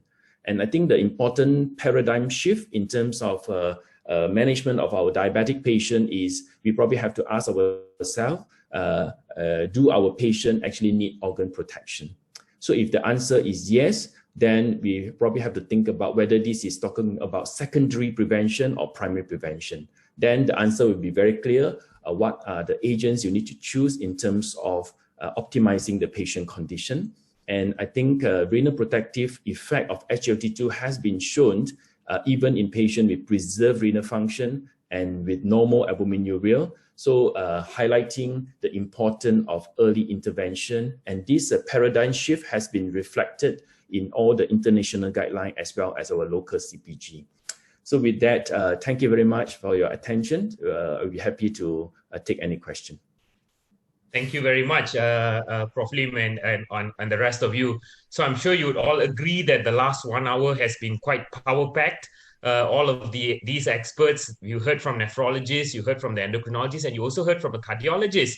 the SharePoint, and they have highlighted some of the paradigm shift or changes with regards to management of diabetic kidney disease. So I think in the next 15 minutes, if I could invite the panelists to switch on your camera as well as unmute yourself, because I actually want to share a case. So Prof. Lim, Dr. Tan, Prof. Chow, and Dr. Alex, and Prof. Halim, if you are there, please join us as well. And Dr. Ng, if you're there, if you'd like to join us, please do as well, because we like to hear from everyone. Okay, so can you guys see my slide? Chow, can you see my slide? Yes. Yes, okay. So this is I'm going to be a bit curious here, and I hope to get the insights from all these experts, because we don't always have all of you on the same platform at once. So this is a patient, Mr. BJ Glutton, named Glutton because he's obese. And he comes to hospital AZ about almost more than 2 years ago, June 2018. He actually has, he's always been quite proud of himself, despite being quite fat. He's actually had good control, diabetes for about 9 years. He said, I got no complications. Of course, got comorbid hypertension and dyslipidemia, as well as obesity. And he presents with acute chest pain and elevated cardiac enzymes. You can see that ECG there with ST segment changes. He presents, of course, to our cardiologist and has an angioplasty done immediately. So an echocardiogram was also done. You can see that he has quite good left ventricular ejection fraction and no diastolic dysfunction. And I put forward to you, this is actually his blood parameters done just before his angioplasty when he got admitted to the ward. So his HbA1c there, he's actually quite right. His HbA1c is 6.9. And his glucose in the ward also is quite in keeping with that. So his glucose in the ward is somewhere between 5.4 to 8.5, despite the stress of having the non-STEMI there. His EGFR from CKD epi, calculated from a CKD epi here, is actually 43 mils per minute. And you can see what his LDL, total cholesterol is, and what his blood pressure ranges are in the ward. So the cardiologist, looking at this GFR, takes a further history, and he tells us that, you know, his mother has diabetes and required dialysis. The mother also had sudden cardiac death, and immediately summons upon the nephrologist to come and have a look at this patient. So the nephrologist, of course, needs certain investigations, and those were done. You can see that this is the ultrasound. I put forward to you the results of the ultrasound, the kidney size and the cortical thickness, and you also have the urine albumin creatinine ratio there in milligrams per millimole, 280. We also had the privilege to actually look at his results from 2 years ago. These are parameters done in his GP clinic. And you can see, you can compare what his HbA1c was, how he actually, what his BMI and weight was at that point, his blood pressure control, his EGFR, his urine protein dipstick, as well as there was some examination for peripheral neuropathy, which was negative. So can I ask you, Prof. Lim, first to comment on his results? Okay, I thought you're going to ask the cardiologist to comment first. No, we'll start with that. This is a kidney disease forum, so let's start. And we have 3 nephrologists with us. Okay. All right. So, of course, you know, we always like to look at the previous result to compare and to understand how patient has progressed over the years. So this was 2 years ago. It was still more than 60, and patient did not have any protein in the urine. Of course, the albuminuria was not done, but we presume that he yet to develop any albuminuria at the time. And now he actually has progressed significantly from the GFR of more than 60 to 43 and very heavy albuminuria. So probably illustrating that he belonged to the rapid progressor. Even though we look at the A1C, it seems that the A1C is not too bad. That time was 7% and now it's 6.9%, and it still progressed. Of course, for me, I probably will try to think, you know, what can be the reasons if the A1C is actually quite well controlled, but he still progressed. We probably have to look at other factors as well. Of course, the usual factor will be blood pressure control, use of medication will be very important to me, and also whether use of other herbal medication, traditional medication, painkiller, all these things probably have to be looked at. And yeah, would you consider other causes of kidney kidney disease, I mean chronic kidney disease, or Yeah. are you quite sure that this is diabetic kidney disease? Yes, definitely. I definitely want to actually have a look at the urine FME, urinalysis. This is often neglected. So as I always like to tease the cardiologists from IJN and say, I always look at their IJN report. They never do urine FME, right? So, so of course the cardiologists actually told me they already started looking at urine FME, because I think this actually is still important. Because when you do a urine albumin creatinine ratio or protein creatinine ratio, it just basically tell you about proteinuria, but it doesn't really tell you about other part of the urine, whether this patient was actually having an active urine sediments or not.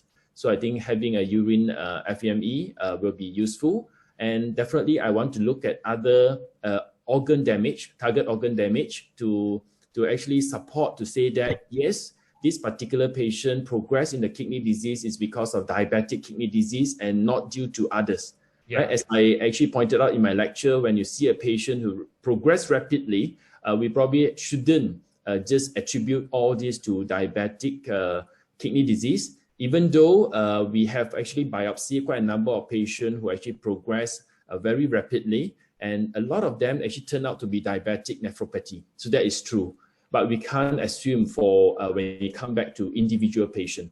Yeah. So, so that is my take on that. Yeah. Yeah. Thanks, Prof. Lim. Prof. Alim, can I ask you? I mean, how much would you bet that this is diabetic kidney disease, or would you think that this could be something else? I mean, how frequent do diabetics with this kind of comorbidities who had MI with this kind of renal function? How frequent can it be something else that's not diabetic kidney disease? Because for us physicians, I would straight away think that this is as long as the FEME doesn't have any blood or cast there, I would be quite comfortable to say that this diabetic kidney disease. Am I wrong?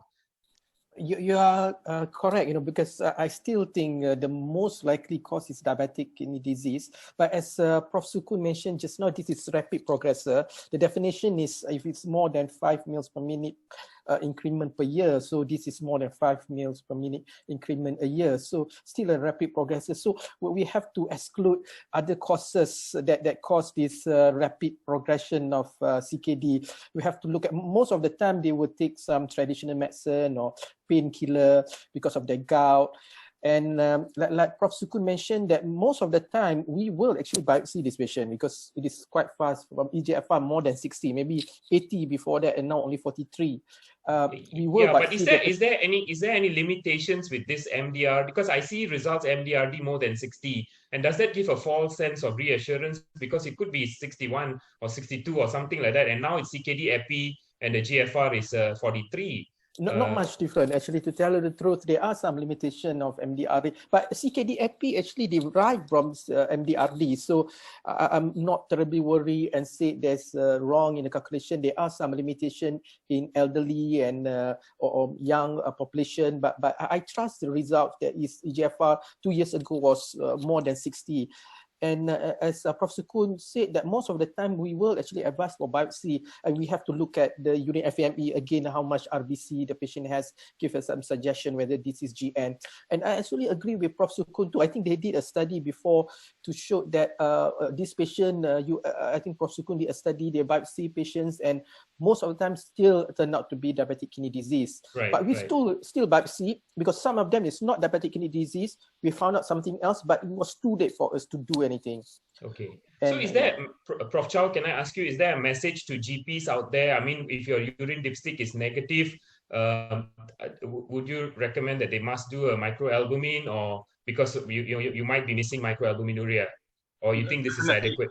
If you follow the CKD algorithm, it always runs as such. You screen for overt proteinuria. If it's negative, don't just stop there, go for microalbuminuria. Sure, yeah. Just to summarize what Prof. Lim and Prof. Halim has said, in patients like these with a rapid decline of EGFR, always think further. It's not always diabetic nephropathy. Probably you need to look for the cause of an acute decline of renal function, assess the eye, look for nephrotoxins, suspect an underlying glomerulonephritis. A secondary FSGS from obesity is also a possible cause. Yeah. And then when you want to treat, just treat all these parameters and risk factors to target. Sure.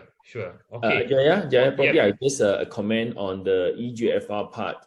Yes, sure. I think most of the lab now move away from giving just more than 60 Even though I still see one or two. I still do see it actually, Prof. Lim. I just saw it yesterday. Yes, yeah. I think most of the lab already move away from that. They tend to give an absolute value, which is I think is more useful rather than just more than 60, because as you said, more than 60 can be 61, or it can be 80, or it can be 90. You see. So I think, but I still see some lab actually doing this. But I would say majority will be giving an absolute value. Yeah. Sure. Okay. So let's move on. So now is the time for audience to actually start polling. We want to see what the audience response is like with this. I'm actually going to ask you how we can actually achieve blood pressure targets if you're not happy with these blood pressure targets. So before I hear from all the experts, I want the audience to actually take part in this polling. So you can see that he's on metformin, amlodipine, and simvastatin, and you can see that blood pressure range there, 145 to 150, systolic 80 to 88, and his heart rate is given as well. And I've given you all the other parameters. So can the audience start their polling? Do you all see the polling function? Yes, okay. So we'll give you all a couple of seconds to start polling. Would you increase the CCB? He's already on AMLO 5. Start an ACE, ARB, beta blocker, or a spironolactone, a mineralocorticoid receptor antagonist. Which one of these would be your top choice?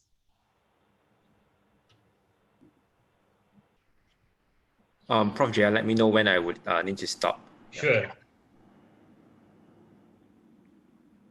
Is there a way for us to see if how many percent of audience have voted? So far we have more than 40%. All right. At 60%, we will stop. All right, sure.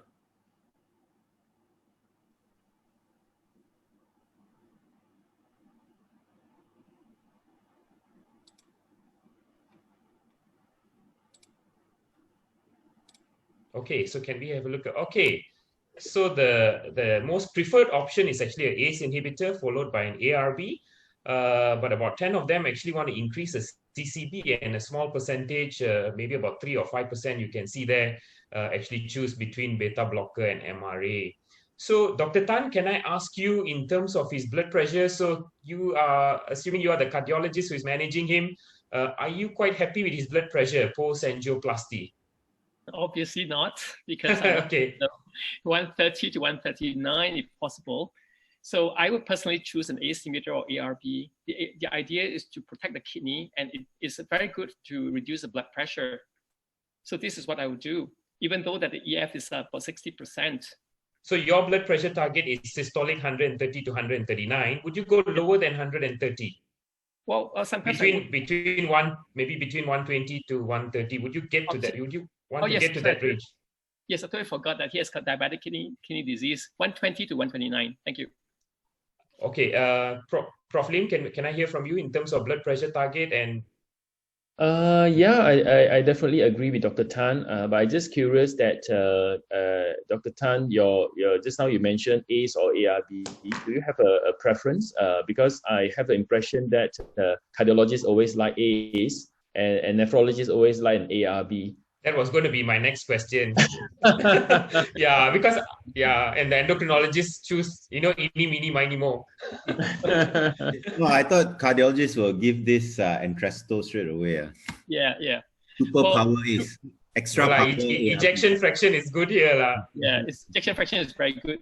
That truly, because I was in a private practice, and in old days before we blocked our border, I've got a lot of Indonesian patients. And you know that this Indonesian patient comes to me and they see me once in every 6 months or 1 year. So what if I gave ACE inhibitor 1 year supply, they probably end up with cough, and then they'll probably waste all this ACE inhibitor. So I tend to give ARB. And the second thing is that because my patients were mostly patients with a low EF, so I tend to give ARB first before I progress to Entresto, because it's so much easier. Because if you start from ACE inhibitor, you're going to stop for 36 hours before you actually change it to this Entresto. So I tend to use ARB more than ACE inhibitor. But I think both ACE inhibitor or ARB, they're fine with me. Yeah, I totally agree that we might not want to. Based on, of course, there are always a debate point, to say that ACE versus ARB in patient with diabetes. But I personally think that it doesn't, in terms of a patient and practical point, it doesn't really make a big difference which one to choose. We probably have to come look at our own practice and see what is the most probably feasible, and also to that particular patient, what is the most suitable. Yeah. Prof. Halim, you want to add? Yeah, it is. I just want to say that in this case, we have to be cautious because we know that GFR came down, reduced for the last 2 years, and the patient had a corneal angiogram, right? That we give contrast. So I think we have to monitor the serum creatinine and eGFR. When it's stable, then only we will start ACE inhibitor or ARB. So, Prof. Halim, can I ask you, how long will you wait? I mean, if this patient just had angioplasty and you know that urine albumin, ACR is that high, how long will you wait? In cholesterol embolism, it will develop in 1 week time. In contrast-induced nephropathy, it will develop in 3 days time. So two weeks is going to be, or 2 weeks going to be fine with me. Right. So, do you have any preference between ACE or ARB, or Prof. Chow? Do you have any preference? Is there any clinic difference? In private practice, we always use an ARB because ARB has got the greatest persistent rate as compared to the ACE inhibitor, which has got a 25% dropout because of cough. And secondly, most of the primary renal outcome studies looking at diabetic nephropathy, you know the landmark studies for our site is always an ARB. So the nephrologists are usually quite pro ARB. But having said that, we are also very flexible people. You see, Prof. Lim, Prof. Halim, we're all very relaxed people, very cool people. So anything also can. Dr. Tan, can I just ask you again? I know you showed us some data on the J curve with regards to cardiac patients, isn't it? With the blood pressure. So that's why you probably want to aim a bit a higher systolic blood pressure. But in this kind of patient, someone who actually has DKD plus cardiovascular disease, are you worried about that J curve phenomenon? Yeah, if the diastolic blood pressure is less than 70, sometimes we do see some J curve phenomenon. But to me, it's not so important because I already fixed up the heart. We'll put in the stents and then we know that it's right. So the kidney is the priority here. Yes. Yeah, sure. Okay, I'll move on. So the next question, so he actually got an ARB. He was started on losartan. The amlodipine was stopped. And of course, dual antiplatelet as well. Are you happy with his lipid parameters is the next key question here, and what are your targets going to be? It's time for the audience to start polling in terms of how would you want to achieve lipid target. Would you want to change it to atorvastatin 40? Sorry, the rosuvastatin is a typo here. I meant to put rosuvastatin 10 milligrams, or C add an ezetimibe, or just increase the simvastatin. Which one of these would be the best option? So let's give them a couple of seconds.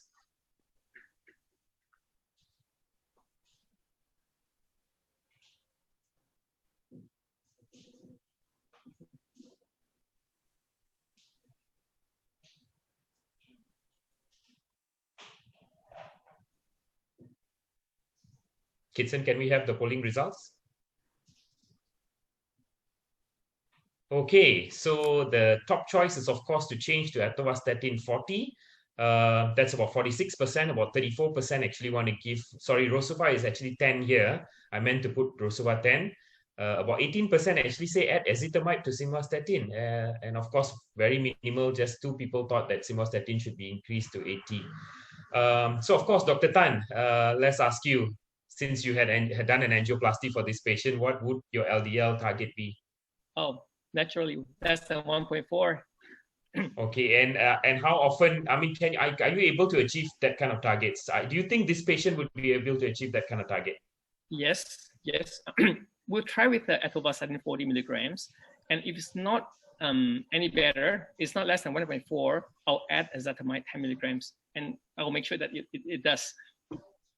Rosuvastatin is not my favorite choice. It's because of the proteinuria. And then also simvastatin 80 milligrams. Well, there's a sort of like an increase in side effects as compared to those patients taking simvastatin 40 milligrams. So I think I'll choose the atorvastatin 40 milligrams first. Sure. Prof. Chow, would you want to, in the diabetic kidney disease sense? Dr. Tan talks like a nephrologist. All of you all talking the same thing already. That's not the point. Yeah? I'm supposed to get some arguments here. For me, I think the thing is very clear. High intensity statin, bring it down 50%. Target LDL less than 1.4. You either use Atova 40 to 80, Rosuva 10 to 20, plus minus ezetimibe to reach your target. Okay. Sure. For those of you who got experience with PCSK9 inhibitors, do you think this is the kind of patient that may end up like that, or do you think this is someone that easy to get to target? Dr. Tan? I think with atorvastatin and ezetimibe, we should be able to reach the target. Sure. Very rarely that we don't reach the target. But PCSK9, yes, I would love to give it to the patient if we can afford. Sure. Okay. Probably a point on this particular statin. I personally tend to move away from Rosuva for CKD patient. Of course, this is not a very strong data, but I think there's some secondary analysis to show that in patient with the CKD, Rosuva, it actually does give a little bit of more rapid progression. So I know the data is not very strong, but if I have a choice, I actually tend to choose Atova rather than Rosuva. So that is a small point on that. Yeah. Prof. Halim, are you also in that same line of thought with regards to Rosuva and proteinuria or albuminuria? Yeah, but I seldom use rosuvastatin, and to tell you the truth, I actually would add ezetimibe, because of the SHARP trial and things like that. So I think they have LDL for quite some time, so I will maybe start. So you would change to a high intensity statin plus ezetimibe, is it? No, I start with Vytorin, maybe 2010 first. Oh, okay. Then if it's not to target, I can increase it to 4010. Sure. Okay. So let's move on. Okay, lifestyle advice. Yeah, of course. Prof. Chow, can we put into practice some of your lecture slides? What kind of lifestyle advice would you give him? I mean, just quickly in 10 seconds or 15 seconds. Lose weight, and the only way to lose weight is to give the patient meal replacement therapy. We actually have a randomized controlled trial called the SLENDER study, where we actually put patients with diabetic nephropathy on meal replacement therapy, trying to achieve weight loss, and that is something that is very important. And then salt reduction and exercise, as what we have mentioned, 150 minutes, 2 times of muscle strengthening exercise. Those are the core things that we would do for lifestyle for this patient. How about protein? Because I saw that you did mention, I mean, I noticed that the KDIGO says maintain protein intake at 0.6, 0.8 milligram. That one must ask our expert, Professor Lim. Professor Lim, yeah, please. Can you tell us, because I saw Prof. Chow's slide something about 0.6 to 0.8 as well, and then there's also about maintaining 0.8, and then you guys show some evidence about must reduce the protein intake. Probably just a quick point on that is I think for this particular patient, the first principle is probably not to impose unnecessary restriction for him. We probably have to be prioritized and think, if we think that the weight reduction is actually something important, we probably want to focus on that, because even though he has CKD, he's yet to develop hyperkalemia. I believe he wouldn't actually have a hyperphosphatemia at this point. So we probably wouldn't talk about all this. We probably will just focus on low salt, and then protein. Of course, KDIGO actually say 0.8, but practical point, I don't think we can actually reach a very specific point of 0.8. Right. So my personal view is we probably will target a range. So the range will be 0.6 to 0.8. And why we want to actually talk about 0.6 is because we don't want to go too low in terms of protein intake for diabetic patient, because it will not be practical. Because if you don't aim for like 0.5, they will go into malnutrition. So that is the reason why we actually want to set the lower limit to actually caution people and say for diabetic patient, it will not be practical to go too low.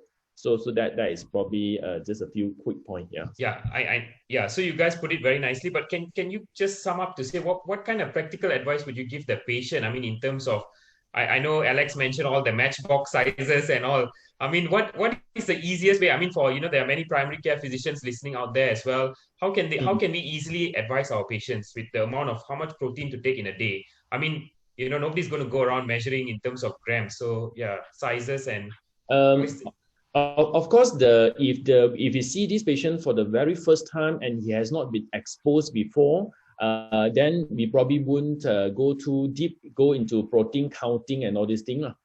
So I probably will just go very general and say avoid a high protein diet, then go a little bit slow. And if this patient has been with me for follow-up for a long time, from early CKD until more advanced CKD, then I will be more detailed into that, because in patient with more preserved GFR, probably 3B and above, then probably will just emphasize on avoid high protein diet. But when you move to 3B and beyond, then because the patient has been exposed before, then we will start educating them on protein counting.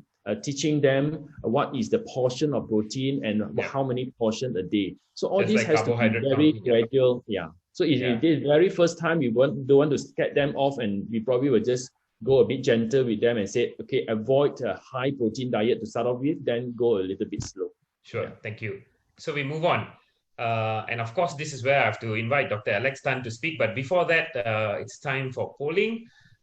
Because we're going to focus on glucose control. Okay, are you happy with his glucose control is the question. His HbA1c is 6.9. He's got diabetic kidney disease with albuminuria there. What would you do to his anti-diabetic treatment? Stop the metformin, replace with an SGLT2. That seems to be the theme. Would you continue metformin since it's first line and patient is already at target? Would you halve the dose of the metformin and add an SGLT2? Would you give him a GLP-1 because he's so fat? Or you think lifestyle, BP, and lipid is the most important thing? Sugar is not so important. So time to poll.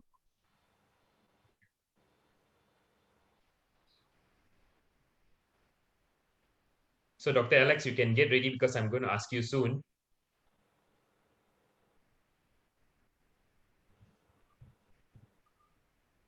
What your choice would be.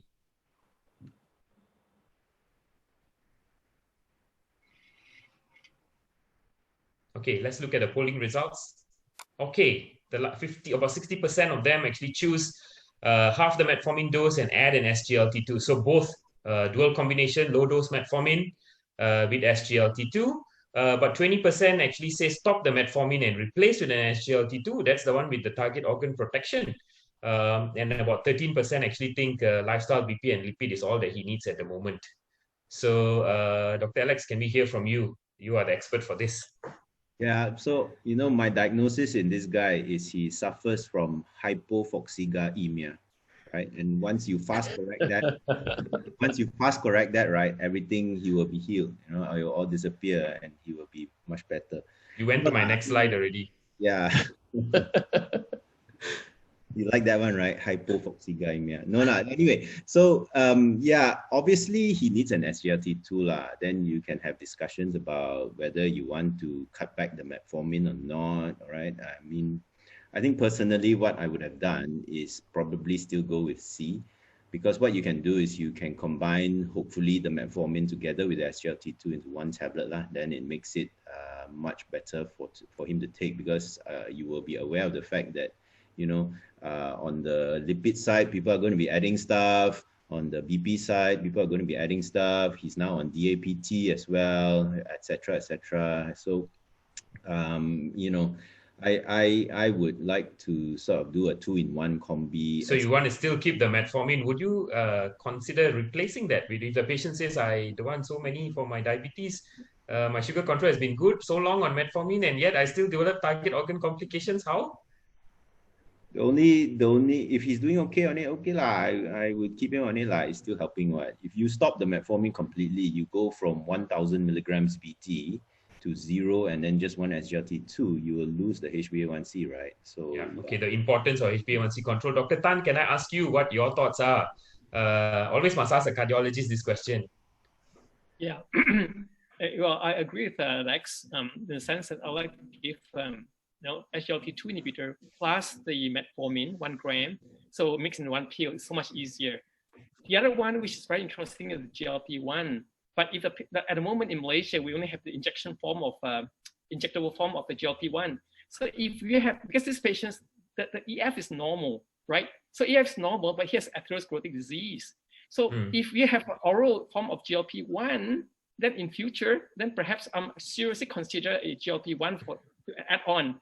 But of course, this patient also has an impaired renal function. So at this point in time, I think I'm still going to use this metformin plus this SGLT2 inhibitor. So definitely the SGLT2 will take priority because he has quite advanced DKD. Prof. Halim, can you, on the renal side of things? Yeah, I agree with Alex. I will halve the dose and maybe add because this patient has CKD, has proteinuria, and GFR is still okay. So I will actually add on SGLT2 inhibitor. Anything else, Prof. Lim? You want to add anything, or Prof. Chow? Same. Your wife? Same. I think, quite standard. I think most nephrologists will halve the metformin and add on the SGLT2 at this point of time. Yeah, I mean, that's just to avoid that small risk of maybe lactic acidosis. Okay. Yeah. So let's move. Probably just one point is because in this case, both cardio and renal are all secondary prevention. So is and we know that secondary prevention data for SGLT2 is very strong. Of course, for kidney, primary prevention also equally strong, but for the knees, probably primary prevention is not that strong. But I think for this particular patient, it's very clear cut that both sides also secondary prevention. So SGLT2 is look like a must, even though it's have an optimal A1C. Yeah, Dr. Alex Tan, can we get you to comment, because you spoke so much about HbA1c inaccuracy in this gentleman, this stage of CKD, and I've given you the hemoglobin as well. Can you comment on, do you think it's going to be inaccurate in him?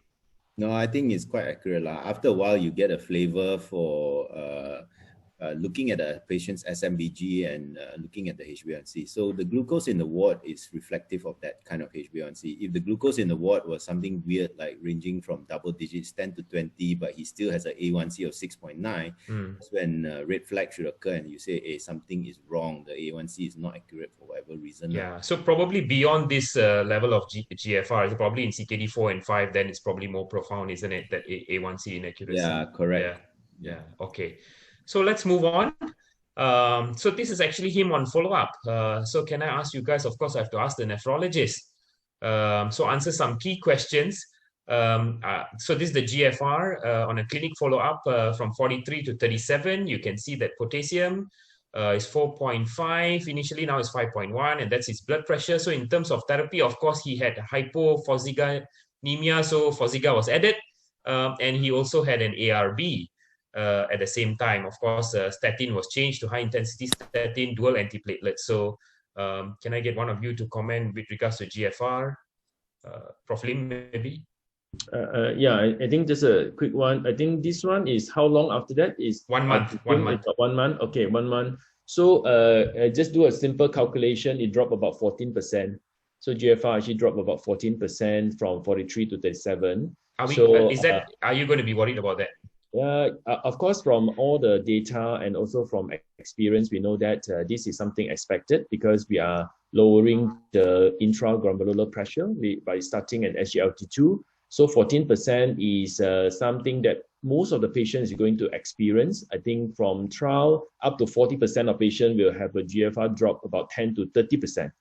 So another probably a majority, about 50%, probably just drop less than 10%. So this is still within an acceptable kind of range. Definitely, we also, but at the same time, we probably should also look at any correctable factor. So the correctable factor here will be overuse of diuretics, patient hydration status, other nephrotoxic drugs and all these things. So even though the drop is not so much, I think we should look at that as well. Yeah. So up to 30% is quite acceptable and expected. Yeah, of course, it will be very distressing and very scary to patients, but sometimes is also we have to have our own confidence to actually reassure our patient to actually say that, yes, this is something expected. We probably should continue to monitor. At the same time, we should do our homework by looking at the patient's overall condition to see whether we can find any correctable factor. Yeah. Prof. Halim, you mentioned about you're worried about contrast nephropathy, and also in this patient, an ARB and an SGLT2 was started at the same time. I mean, is that something safe to do, or should we do one before the other? I mean, can I have the expert's opinion on that? I will do one by one, and back to the. I will do one by one. Maybe I'll start with losartan first, then introduce SGLT2 inhibitor. But on this patient, I'm not terribly worried because I think I expected the eGFR to drop after we start losartan and start SGLT2 inhibitor. Then I know it's working, you know, I know the interglomerular pressure reduces. I know this is why GFR reduced because the reduction of interglomerular pressure. And actually we have to treat the patient. So we're not going to treat only the kidney. So we know the SGLT2 is good for the heart and also to the kidney. So I think we should mention to the patient that we are treating him as a whole rather than looking at kidney and looking at the heart. So I think SGLT2 inhibitor will do good in this patient. So would any of you would have started both together, or you would have all of you agree that you would have probably the best thing is to actually start one by one? And Prof. Chow, I mean, when would you expect GFRs to bounce back again? Because you definitely expect some reduction with the SGLT2. And when would you expect? Yeah, for this kind of patient, usually I will start one by one. But very importantly, for practicing physicians, it is always good to actually preempt the patient when you start SGLT2 inhibitors. Tell them that you expect a decline in the eGFR. Show them the eGFR trajectory if you can, you know, but show them that you must follow up with me for at least 3 years then to see the benefit of the eGFR preservation. Don't change consultant, go and see Lim Soo Kun in Wow, that's private practice advice, man. Follow up for 5 years. This is the problem with having too many private physicians on this panel. No, in government, we say go and see somebody else. Or discharge to clinic kesihatan. No, I'm just kidding. Yeah, okay, so let's move on. We don't have much time. Okay. Yeah, so we'll move on. So fast forward from 2018, 19, and 20. Yeah. So you can see here, I've shown you guys the HbA1c trend. I've showed you the weight as well. Weight from 100, he's managed to do, listen to Prof. Chow Yok Wai, and bring down his weight to 91 kilograms. So 9 kilograms in about 2 years. HbA1c actually slowly creep up from 6.9 to 7.6. You can see his potassium values there. His ACR has dropped drastically from 280 to 10 and then now 15. And his GFR from 37 to 38. So so the next is the polling time as well, actually. So audience, quickly poll. I know we are running short of time. So 10, 9, 8, 7, 6, 5, 4. So to further prevent target organ complication, add a GLP-1, a low dose SU for sugar control, add ACE and ARB, dual RAS blockade, or add a MRA, spironolactone. Which one do you think should be the best option?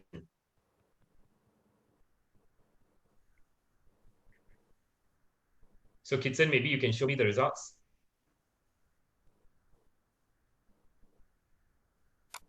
Okay, the large majority, 50+% actually want to add a GLP-1 receptor agonist. About 13% actually want to add a low dose SU. Some people actually want to add ACE to ARB. Patients are already on an ARB. That's about 20%. That's actually more common than adding a spironolactone. So, Dr. Alex, can I ask you what you would do? Yeah, I would have, if he can afford it, I would have added in a GLP-1 receptor agonist. I mean, I think further weight loss would do him good, not just from one perspective, right? From multiple perspectives, a lot of all the other things will drop as well once you are able to have appreciable weight loss. Then there is, of course, further cardioprotection data from GLP-1 receptor agonist. But this is on the background of if he can afford law. So at this stage, with this kind of complications, are you still going to drive HbA1c down? Yeah, I'm going to try and do it if I can do it safely. The issue is whether you can do it without side effects. If you whack in some insulin with a HbA1c of 7.6 to try to aim for 6.5, you may be asking for trouble. But if you give him something that is not going to cause side effects and in fact cause benefit, then why not, you know? So on the glucose standpoint and also target organ, GLP-1. Okay, Dr. Tan, can I ask you? Yeah, if the patient can afford GLP-1, I would suggest GLP-1. But the only problem is that it's not whether they can afford, but whether they want to inject themselves. This is the most difficult part. Every time I ask a patient to go for GLP-1, they invariably reject it because they don't want injection. So if I can persuade them to go for GLP-1, I'll do that. And that would be my first choice.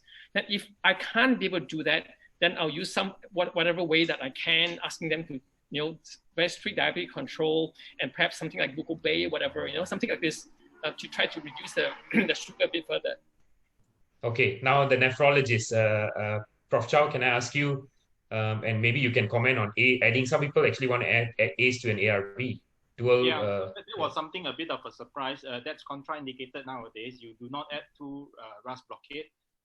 That's the first point. The second point is that when you use spironolactone, in those who chose spironolactone, be careful about hyperkalemia, especially if the EGFR is less than 45. And for the third comment would be the additional anti-glycemic agent. It is very clear that if cost is not an issue and the patient agrees for an injectable, a GLP-1 receptor agonist would be the best. And a weekly one is available. They are very potent and they could induce more weight loss. And so far we see a lot of positive results from GLP-1 receptor agonist. So that will be my choice. Injectable nowadays is not a very difficult thing to ask our patients to do, and the reason because it has now been evolving to a weekly injection. So most of our patients somehow can be influenced to actually get into a weekly injection. Actually, Singapore is already getting the oral form of GLP-1 soon. And just tell them. So, I mean, it's a matter of time. Yeah, just lie to them that the oral one is going to come soon. When you start, then we can change you to oral. Good tactic. Yeah, Prof. Halim, you want to add anything? No, I totally agree with Prof. Chow.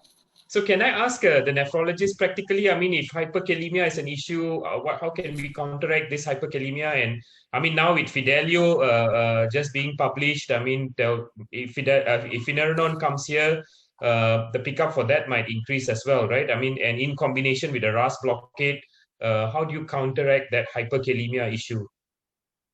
Prof. Lim? Yeah. I suppose the difference between the finerenone and spironolactone is actually, this is actually a more specific. Selective, yeah. It's more selective, and the risk of hyperkalemia is less. But I think hyperkalemia is not something too difficult to actually handle as long as we educate our patient well. Because I think it still come back to a diet as well as their diet pattern. So we probably shouldn't overemphasize on like fruits and green vegetables as the source of hyperkalemia. Many times the hyperkalemia is actually due to other things. So we probably have to look into their diet especially in terms of taking herbs, taking a lot of tea and all these things. So these a lot of time contribute actually more rather than fruits and vegetables. And a lot of people think that that is the main source, but it's not. And probably another comment on GLP-1 is definitely GLP-1 will do good for this particular patient in terms of optimization of the sugar, the weight as well as the heart. But for the meantime, I think in terms of kidney, we are still waiting for renal outcome study, which is actually still ongoing. And then all the other previous study on CVOT basically shows the effect is mainly in terms of albuminuria reduction. But whether this will translate to a heart outcome, we do not know. Yeah, so that is just probably some point to take note. So Prof. Lim, I'm going to put you on the spot. I know you are one of the investigators. What do you of the flow trial? What would you expect? Would you expect GLP-1 to have kidney dedicated protection? Yeah, of course, this is actually the reason why we are actually conducting the study, but we can actually foresee some challenges because when initially the study was actually designed, SGLT2 was not a very popular, but when we are recruiting, then we realized that a significant percentage of patient has been on SGLT2. So the question is, if a patient already on a good drugs like ARB, SGLT2 optimal dose, how much benefits can GLP-1 add on? This is something interesting to actually look at when we actually get the result from the study. Yeah. Sure. I want to add something. Yes, please do. Yeah. If the patient develop hyperkalemia and we already advise them no durian, don't have to go to Malacca to eat durian, and I will stop the losartan because there is no symptom of hyperkalemia. They will drop dead. That's all, So I will stop the losartan. I think because this patient all will be excluded from clinical trial. They normally say hyperkalemia. Okay, so so I think most of you answered as well. I mean, I think Prof. Lim brought forth the fact that even if the GFR drops to below 30, probably you would continue. Is there any issues with the ARB continuing below GFR of 30? No. No, okay, No, sure. no, yeah, because actually they will benefit more. We know that our end-stage disease, only few of them on ARB, and that's not good. That's not good because many of us will stop ARB when their CKD progresses. So we shouldn't do that. Thank you very much. Thank you, man. So the audience have been very interactive. I mean, the polling, and thank you very much to my expert panel, because I think you guys have taken through the whole issue of DKD management very well, from the glycemic end, and of course to the target organs. Thank you very much, Prof. Lim, Dr. Tan, Prof. Halim, Prof. Chow, and of course Dr. Alex Tan. And we're going to stop for a 3-minute break, because I know you guys have all been seated down and better not burden your kidneys. Go to the toilet if you need to. And we are going to continue. Don't worry, because I know you all are very enthusiastic. There's still 300 over people here on this platform. And we will continue in 3 minutes from now, looking at what is in store in the future for the management of diabetic kidney disease. So we will stop for a while. Thank you. Thank you, everyone. Bye-bye. Bye, Alex. You're going already? Yeah lah. For what? Shopping? Shopping nowadays I do online. We are still online, right? Yeah. Yes, No, I think we are still online. I'm going to Malacca to find Chow Yok Wai and eat Please don't take the participants along. We still have 1 hour left. Yeah. Okay, bye. Thanks. Okay, bye, Alex. Bye, Alex. Listen, I can share my video, my slide. Oh, yeah, you can. I'll stop sharing. Because just sort it out. I think we are a bit lambat already. Yeah. So maybe Dr. Chow from where, maybe just appreciate your help just to probably just keep within like maybe 20 minutes or so. Yeah. Can. So the Obama one will be cut short. Give him 15 minutes enough. Yeah. I'm very sorry about the delays, but I think we needed that heated discussion. I mean, we needed that discussion. Yeah, I think that's because I think that's a practical aspect of it. Yeah. I didn't want to rush through that. That's true. I think it's very important, the question and answer. I think very good questions. Sukun, there's I already answered question. Other question there, no, Sukun? Yeah, I saw that. Transplant in SGLT2 Yang tu I dah answer dah lah. Excluded. Ya, ada satu PPI lah. PPI, to use or not to use.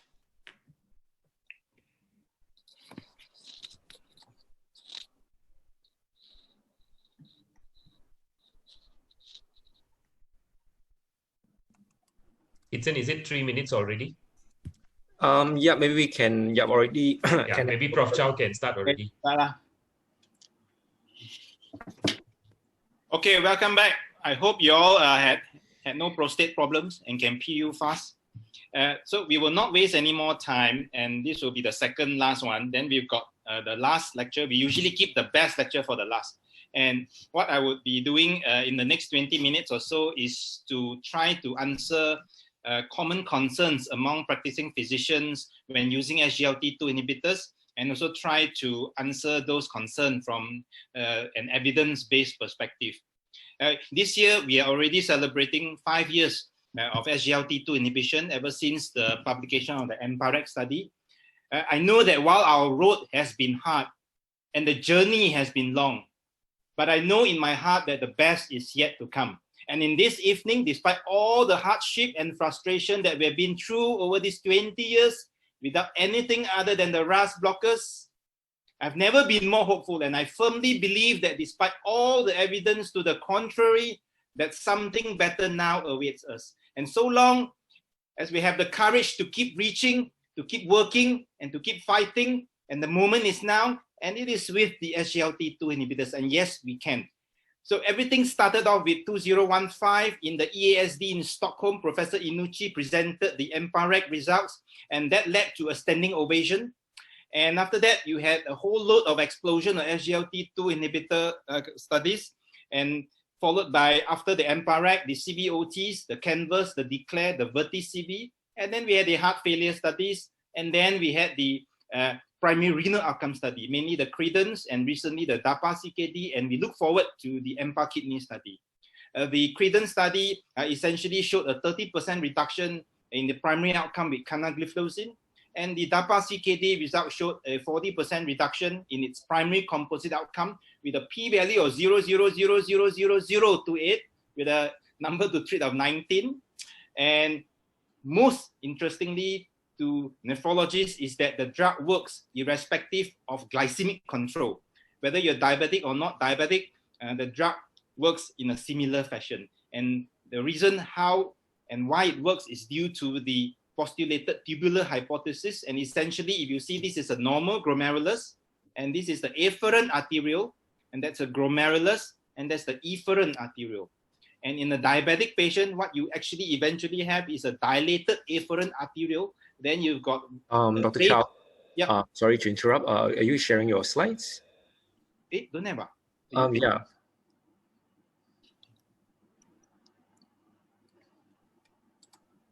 Are you all wait.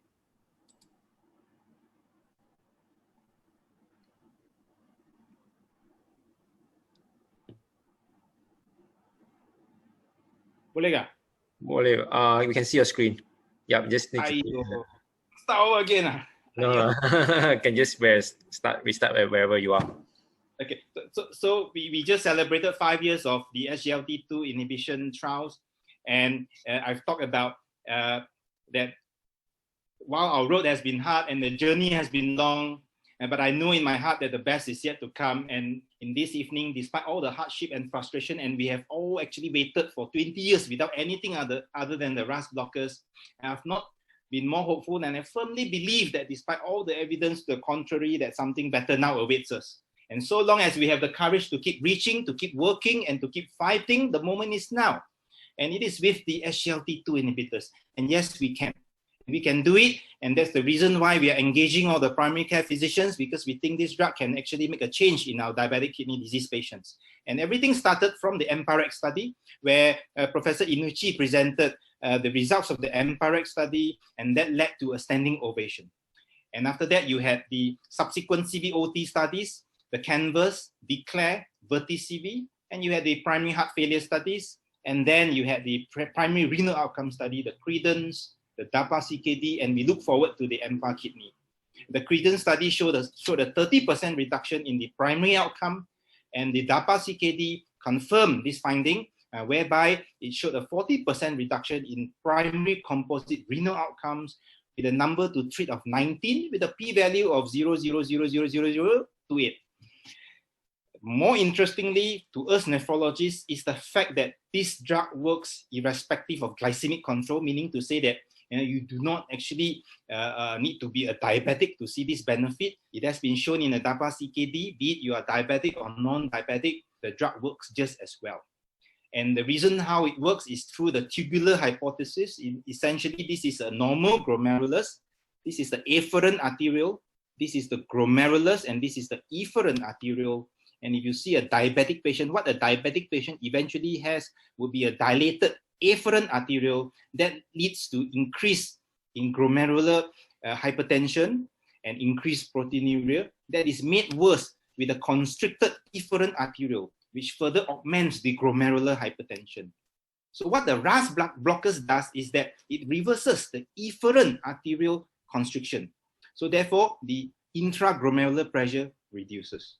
The SGLT2 inhibitors reverses the afferent arterial dilatation, again reducing the perfusion into the glomerulus and hence reducing the filtration pressure. And therefore, with all these positive results, the KDIGO studies now recommend that in patients with type 2 diabetes with an eGFR of 30 or above, it is now recommended that you include an SGLT2 inhibitor into the anti-hyperglycemic treatment regime. So after lifestyle modification, the primary first-line therapy will be metformin and an SGLT2 inhibitor. So the first concern, every time we give an SGLT2 inhibitor talk, is that most of the doctors would ask, is this acute EGFR drop something that we need to be worried about? Okay, the first thing that you need to actually understand is that due to its hemodynamic effect, the acute dip in the EGFR is something that is seen throughout the SGLT2 inhibitor studies. So that is due to the mechanism of action. So all clinical study, be it EMPA-REG, CANVAS, DECLARE, CREDENCE, you would see an acute dip in the EGFR. But if you actually persevere, you would see stabilization, and at the end of the day, it will do better as compared to placebo. So before we move on, let us just have a poll. Okay, so the poll is a 59-year-old patient, 13 years diabetes, HbA1c 6.9%, hypertensive with a STEMI recently, with an EGFR of 40 and proteinuric, already on an ARB, started SGLT2 inhibitor, and the EGFR dropped by 12%. Would you consider to maintain the SGLT2 inhibition? Yes, unsure, or no? So this is something like our patient just now, when Prof. Jaya discussed, a patient 40, and then the kidney function suddenly declined. Okay, are you actually worried by 12%? Just now that patient declined by 14%, this one is 12%. So are you concerned? And would you consider to maintain SGLT2 inhibition?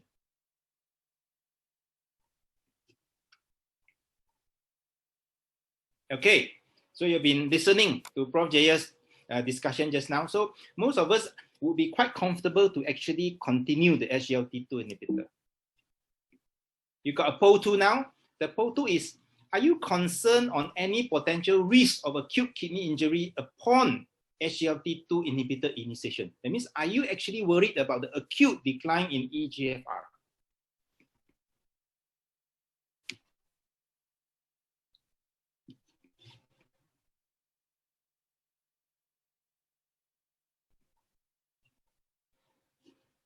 Okay. Okay, so most of you would not be very concerned, and in fact, you would expect an acute decline in EGFR. And as we have shared just now, it is always a good practice to actually preempt your patient that when you start an SGLT2 inhibitor, you should get an acute decline, and that's essentially normal.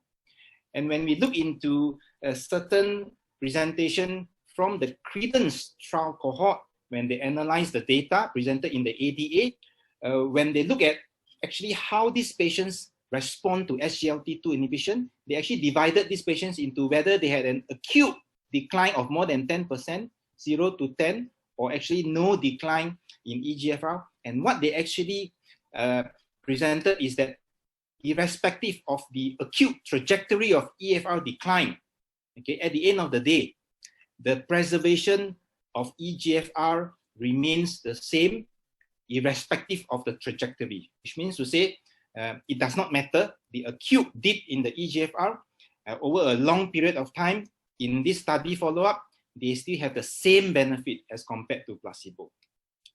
And what about the adverse events? Is it something that's going to differ with the acute trajectory decline? And the answer again from the same study, in terms of adverse events, there is no difference regardless of whatever trajectory that the patient is going into after initiation of SGLT2 inhibitors. And what about the risk of acute kidney injury in type 2 diabetic patient with SGLT2?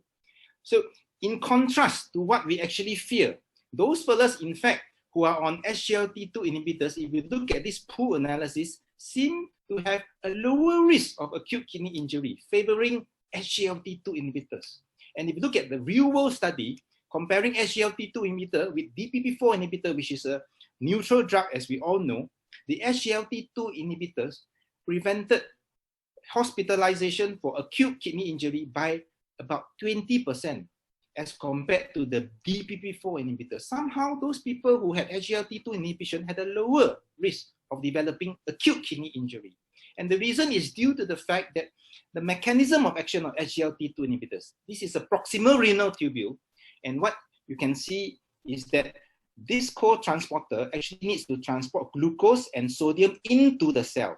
Okay, so these do not require any energy. However, okay, this sodium needs to be excreted out of the cell, and this extrusion of the sodium from the basolateral part of the cell is ATP dependent and therefore this is susceptible to hypoxia and oxidative stress. In a diabetic patient, there is an augmented SGLT2 activity, and therefore more glucose and sodium goes into the cell, so the cell need to work harder, use up more ATP in order to throw the sodium away. So therefore, by blocking this co-transporter, you actually reduce the energy required of the cell. That's why it is called the beta blockers of the kidney. Okay, the KDIGO actually has also stated very clearly that there is actually what you would see an acute reversible decrease in the EGFR after commencement of the SGLT2 inhibition, and there is generally not an indication to discontinue therapy. And once SGLT2 inhibition is initiated, it is reasonable to continue SGLT2 inhibitors even if the EGFR falls to below 30 mils per minute per 1.73 meter squared, unless reversible changes in EGFR are precipitating uremic symptoms or other complications of chronic kidney disease. So therefore, if you look at the data, I think we need not be over-worried with the risk of SGLT2 inhibitors causing adverse renal outcomes. So in summary, regarding EGFR dip and acute kidney injury with the use of SGLT2 inhibitors, the old belief is that you use SGLT2 inhibitors, the kidney function will decline, it leads to acute kidney injury, you need to discontinue the drug.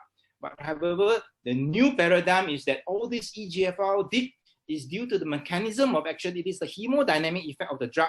It is generally reversible, and it is not a sign of acute kidney injury, and therefore discontinuing the drug is unnecessary. And in fact, SGLT2 demonstrated a lower risk of acute kidney injury as compared to the comparator. So therefore, the old belief is most likely untrue, and therefore, this is what that is being transmitted, and we hope that you would understand regarding the concern, and hopefully that worry and the concern when using SGLT2 inhibitor could be reduced. What about the EGFR cutoff? They always say that there is an EGFR cutoff point when you use SGLT2 inhibitor, whether it's 30 or whether it's 45. Why is there a cutoff point? The cutoff point generally is used based on glycemic efficacy in type 2 diabetic patients. Okay, it's for glycemic efficacy. It is not a safety problem.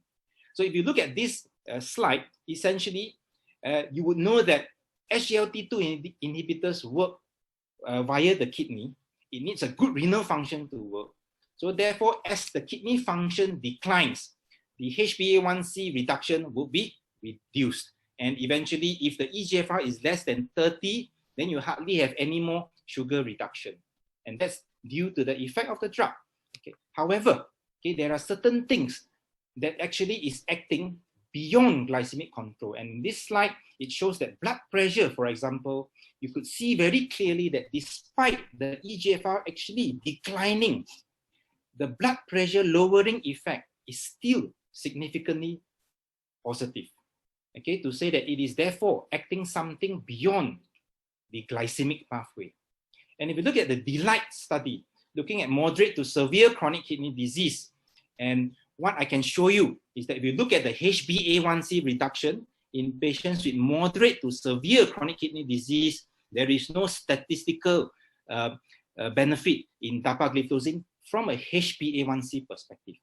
However, if you look at the antiproteinuric effect, okay, despite this patient having moderate to severe chronic kidney disease, adding on an SGLT2 inhibitor, despite not having HbA1c reduction, you actually get a 21% reduction in proteinuria, and that is statistically significant. So again, to tell you that this drug is working something beyond the glycemic pathway. And the DAPA-CKD just consolidates the whole understanding is irrespective of whether you're diabetic or non-diabetic, this drug is still robust in its kidney protection. So in terms of the EGFR cutoff point of whether 30 to 45, the next concern is there therefore any concern if the patient dip below 30 or dip below 45? Okay, this is just the DAPA-CKD result again to show patients being put on dapagliflozin from as low as 25 mils of EGFR, and the summary slide just tells you that there is no increase in adverse event in the dapagliflozin arm as compared to placebo. So in terms of the summary surrounding EGFR cutoff for SGLT2 inhibition, the old belief is that you get more side effect in advanced CKD, and when the EGFR drops to less than 30 or less than 45, you should discontinue the drug.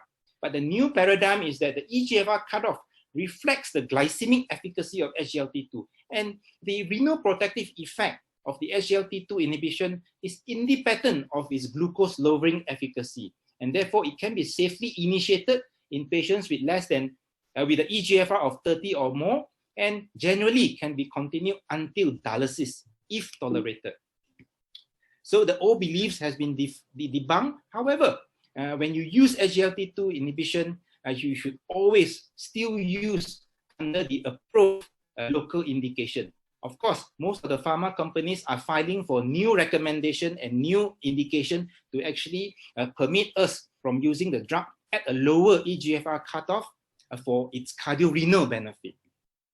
Next is hypotension and hypovolemia. There is also a concern on the concurrent use of SGLT2 inhibitors, especially with RAS blockade, with diuretics, and with an MRA on board. Their concern is whether will it lead to higher and serious volume-related adverse events. And this is just a pool analysis looking at volume-related events in all recent major trials, Credence, DAPA-CKD, and the SCOT study essentially showed that there is no significant increase in volume-related events. If you look at the DAPA-CKD result, where many patients are on either a diuretic or MRA, you again would see that in terms of dapagliflozin versus placebo, in terms of adverse events, there is actually not much of an increase in adverse events with diuretic and also with MRA use. But however, how are we going to approach this kind of patient when we actually are quite concerned that the patient might actually go into a dehydration or maybe go into hypotension upon initiation of SGLT2 inhibitors? So this is just an algorithm to actually assist us. And to cut the story short, basically when you see a patient and when you want to start SGLT2 inhibition, it is suggested as a practical point, you should assess the patient's volume status and assess the patient's blood pressure. If the patient's blood pressure is normal or elevated and clinically euvolemic or hypervolemic, then you can just start the SGLT2 inhibition, continue the RAS blockers in most patients, continue the diuretics and antihypertensive in most patients. However, if the patient is normotensive or euvolemic, then you might want to reduce your diuretic, especially the loop diuretic, by 50%, and then you adjust the dose accordingly in your follow-up. On the other hand, if the patient is hypotensive or the patient is hypovolemic on presentation, then you need to reduce and correct all these parameters and all these irregularities first before you initiate SGLT2 inhibition. So correct the low blood pressure, correct the hypovolemia, adjust the diuretics. When the patient is then euvolemic or normotensive, then only you start SGLT2 inhibition. So at the end of the day, in terms of the risk of hypotension and hypovolemia, the old belief is that when you use concomitant use of diuretics and RAS blockers is challenging, is unsafe, and it causes hypotension and hypovolemia. But the new paradigm is that what we see is that the SGLT2 inhibition gives you modest diuretic and blood pressure lowering effect. So therefore, you still can use, but however, you need to assess the patient's blood pressure and volume status before you initiate SGLT2 inhibitors in patients who are on RAS blockers and diuretics. But however, the further recommendation is that you might want to actually consider decreasing your thiazide or your loop diuretic prior to SGLT2 initiation in patients who are at high risk for acute kidney injury or patients with dynamic volume status, and always ensure in elderly patients the patient is adequately hydrated. The other issues will be genital mycotic infection and diabetic ketoacidosis. How do we handle this? Just a few slides on this before we end. For GMI or genital mycotic infection, we know that it is something that SGLT2 inhibitors cause. However, what we need to know about GMI and when translating this information to patients is that it is generally more common in women, uncircumcised men, and patients with a history of GMI. But importantly, most patients only had one event, and usually it occurs early in therapy, and generally it responds well to standard treatment. So discontinuation of SGLT2 inhibitors is not required on most occasions. So how do you minimize genital infection when you use SGLT2 inhibition? One, emphasize on perineal hygiene. Ask the patient to wash the genital organs following urination or defecation. Women should be advised to wash from front to back. Uncircumcised males should retract their prepuce before wash and use clean water for washing or mouth soap if required. So these are just general perineal hygiene. What about diabetic ketoacidosis? You need to know that it is actually a rare complication of SGLT2 inhibition. Generally, it is less than 0.1% in patients type 2 diabetes. Majority of these patients who actually develop diabetic ketoacidosis, they develop in a setting of an insulin deficient condition, and is usually associated with a precipitant. And usually they present with a relatively normal sugar called euglycemic DKA most of the time. The precipitants and that you need to actually know when you actually treat the patient, or the patient is on SGLT2 inhibitors, would be an acute illness, or the patient undergoing surgical procedures, or patient is dehydrated due to various reasons, or the patient is having an alcohol binge. And if the patient has any of this problem and you think that the patient is at risk of complications, then you should withhold the SGLT2 until this acute illness or until this surgery has been done, the patient is okay, eating orally, dehydration is corrected, then you initiate back the SGLT2 inhibition.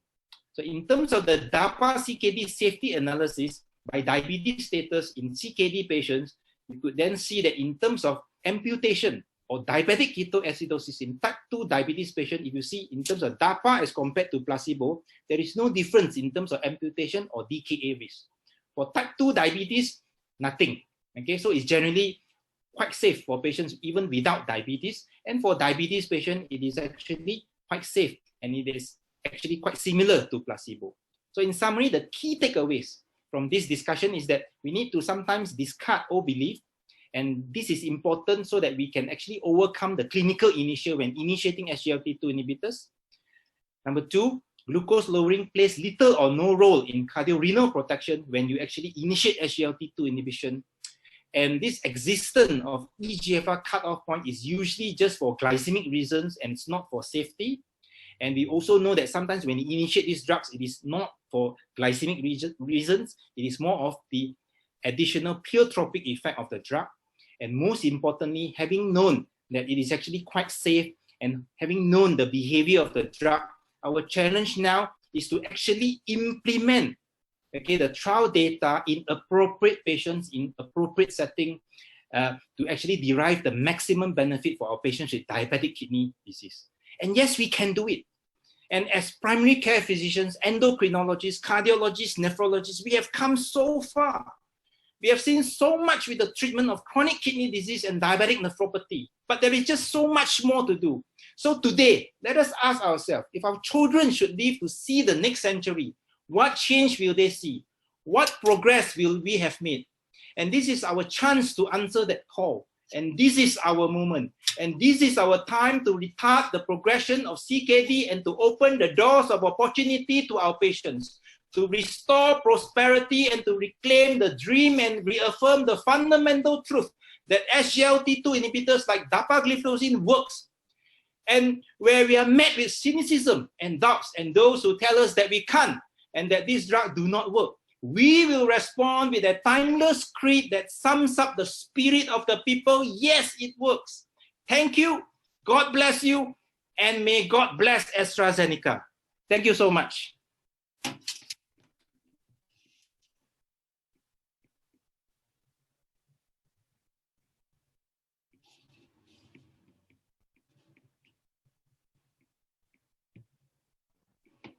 Okay.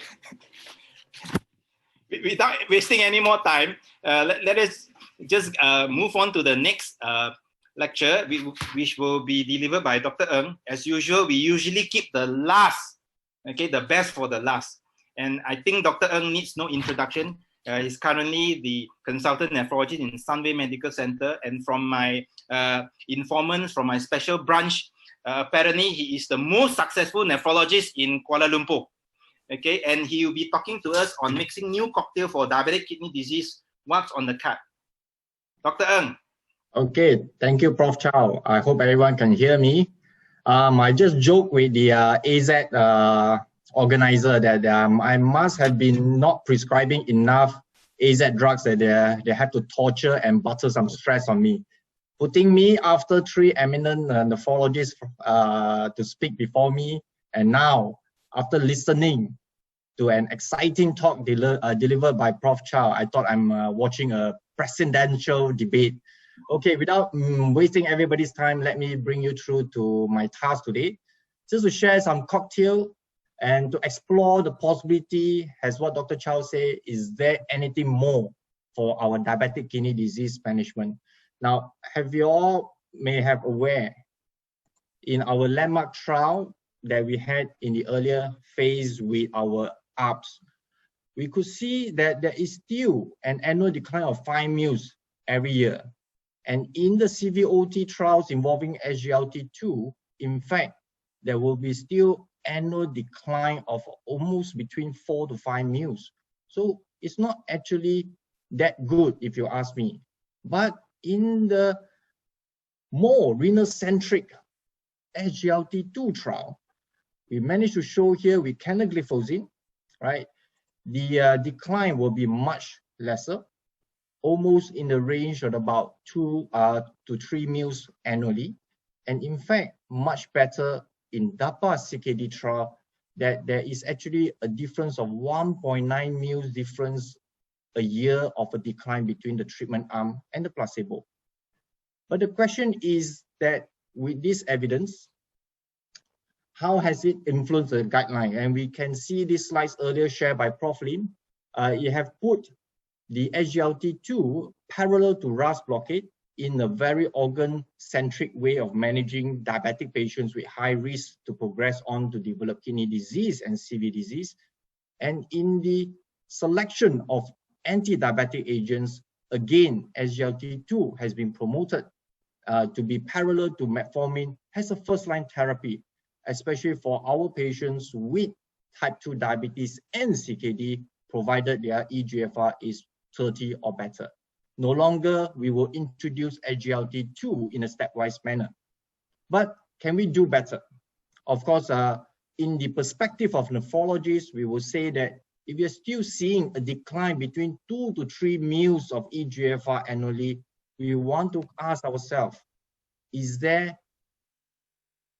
another add-on treatment that we can consider, given the explosion of data that we had right now, to bring the decline to just about 1 mils per minute, almost similar and equal to the natural aging of a kidney, right? So the question remains, why this is important? I believe you have seen the the slide shared by Prof. Halim earlier is important, because we postulate by another 10 to 20 years from now, we may not even have enough treatment slots and dialysis centers to cater for all the patients in this country developing end-stage kidney disease.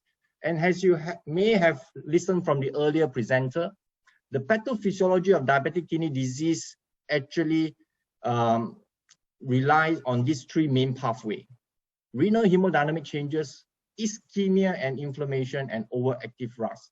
Now, over the years, over the last 17 years or so, we already have RAS blockade, targeting and addressing these two important pathways of renal hemodynamics and an overactive RAS system. And now we have SGLT2, again, addressing the same pathway and at the same time, a glucocentric pathway as well. But there are an important pathway here, which is the ischemic and the inflammatory pathway, that unfortunately is still very much lacking in data targeting it specifically. And hence, that could explain why, despite these patients on a well-optimized RAS agent and an add-on in SGLT2 inhibitors in our trial, we're still seeing a progression of kidney disease. So we hope that with more data to come, we could answer some of these dilemma that we had, and perhaps improve the shortcomings that still exist within our within the management of diabetic kidney disease. So I would like to share with you what could be the potential cocktail. So with the backbone of metformin, SGLT2 inhibitor, and RAS inhibitor, I would like to share a few recent studies exploring the potential of GLP-1 receptor agonists, the endothelin receptor antagonists, and also the mineralocorticoids receptor antagonists that is briefly mentioned earlier on during the case discussion. So let's jump into GLP-1 receptor agonist first. So this is a snapshot of all the trials, the cardiovascular outcome trials involving GLP-1 in type 2 diabetes patients. And you could appreciate here that there is some representation for patients with CKD. For CKD stage 3, primarily there's actually a representation about a quarter in this cohort, but mean EGFR for most of the patient is still within CKD stage 2 because this being a CVOT trial. And the one with overt nephropathy is actually not a lot. You will say that there will be, if we're going to re-stratify this cohort of patients, we're going to put them at mild to moderate risk. And yet, the renal outcome is only been studied as a secondary endpoints, and this is the results. Despite that, the composite kidney outcome in this meta-analysis, summarizing all the current CVOT trials involving GLP-1, we could see a statistically significant risk reduction in the composite kidney outcome. But we know that this is primarily driven by albuminuria. If you're going to take the metrics of albuminuria out of this, we will appreciate that the difference may no longer be statistically significant here, right? So for heart renal endpoints, the time to development of end-stage kidney disease and the need for renal replacement therapy, the outcome is actually neutral, with a p-value of 0.44 and 0.39 in these two separate trials. But if we're going to narrow the optics down to those with CKD stage 3 cohorts in LEADER trial, as highlighted here, there seems to be some benefit in preservation of kidney function, illustrated here with the separation of the Kaplan-Meier curve here, right? And if for award 7, involving dulaglutide with insulin glargine, there seems to be also some benefit in kidney preservation. Hence, it suggested a few mechanisms how GLP-1 may confer renal benefit in type 2 diabetes patients. I think the primary mechanism is still the reduction of inflammation, oxidative stress, and this will lead to less podocyte loss, and natriuresis that we already know very well from SGLT2 that contributes to improvement in the renal hemodynamics, and of course the reduction of epithelial mesenchymal transition, which is an important pathophysiology that eventually will lead on to tubular injury, renal fibrosis, and glomerulosclerosis, eventually the development of renal failure. So GLT2 seems to be addressing all these 4 main pathways, and is how it gathers its renal protection. So if we're gonna extrapolate the data, we may say that if we're able to combine SGLT2 with GLP-1 RA, then it leaves to us to believe there are actually potential synergistic effects, especially through the mediation of proteinuria reduction. You can clearly see that most of the trial with SGLT2 already reducing 30 to 50% of the baseline albuminuria. With this additive effect, we may gain some further improvement in albuminuria metrics and better glycemic control, because you and I may have aware right now that GLP-1 RA is actually a very potent HbA1c reductor, and of course, the additional benefit from weight loss.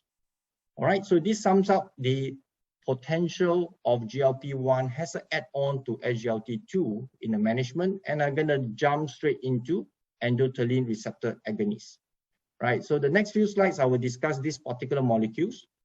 Now, there are numerous undesirable effects of endothelin on the kidneys, and you can clearly see here the impact is at the various cellular structure of the nephron. So actually, what is endothelin? Endothelin is actually a very important vasoconstrictor produced by various cells like endothelial cells, vessels, smooth muscle cells, macrophages, and the renal medulla. And of course, highlighted here clearly, hyperglycemia is an important inducer for renal endothelin-1 production. So in this particular trial that I'm going to share with you, called SONA trial, it actually studied the effect of atrasentan on the renal outcomes in type 2 diabetes patients with CKD. So this is a slightly special trial, I would say, that the investigator have to actually go through a very painful 6-week enrichment process. So that's why I put down here is in a selectively enriched type 2 diabetes patient. Why they do so? The whole intention is actually to pre-select those that they think will likely to benefit from this intervention and yet did not have the risk of developing heart failure. If you have followed this particular family of drugs in the previous trial, it has been terminated early or some of the benefit has been attenuated because of development of excess heart failure.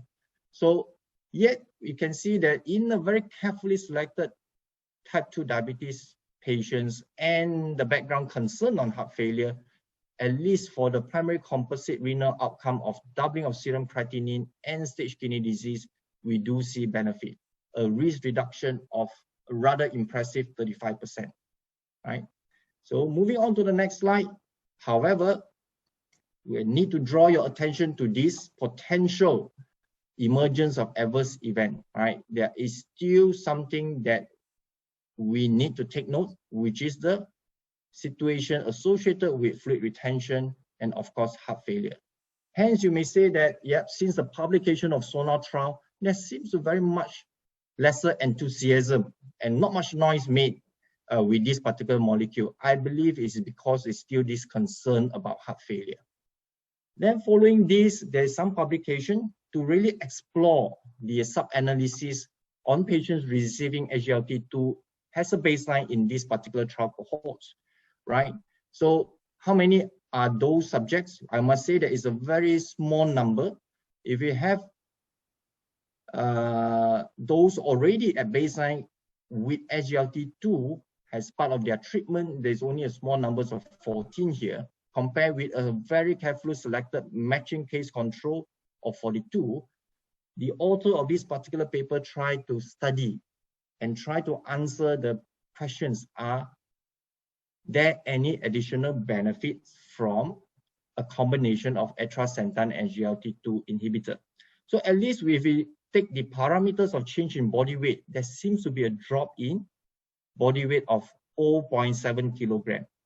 Hence, remove the concern of fluid overhydration.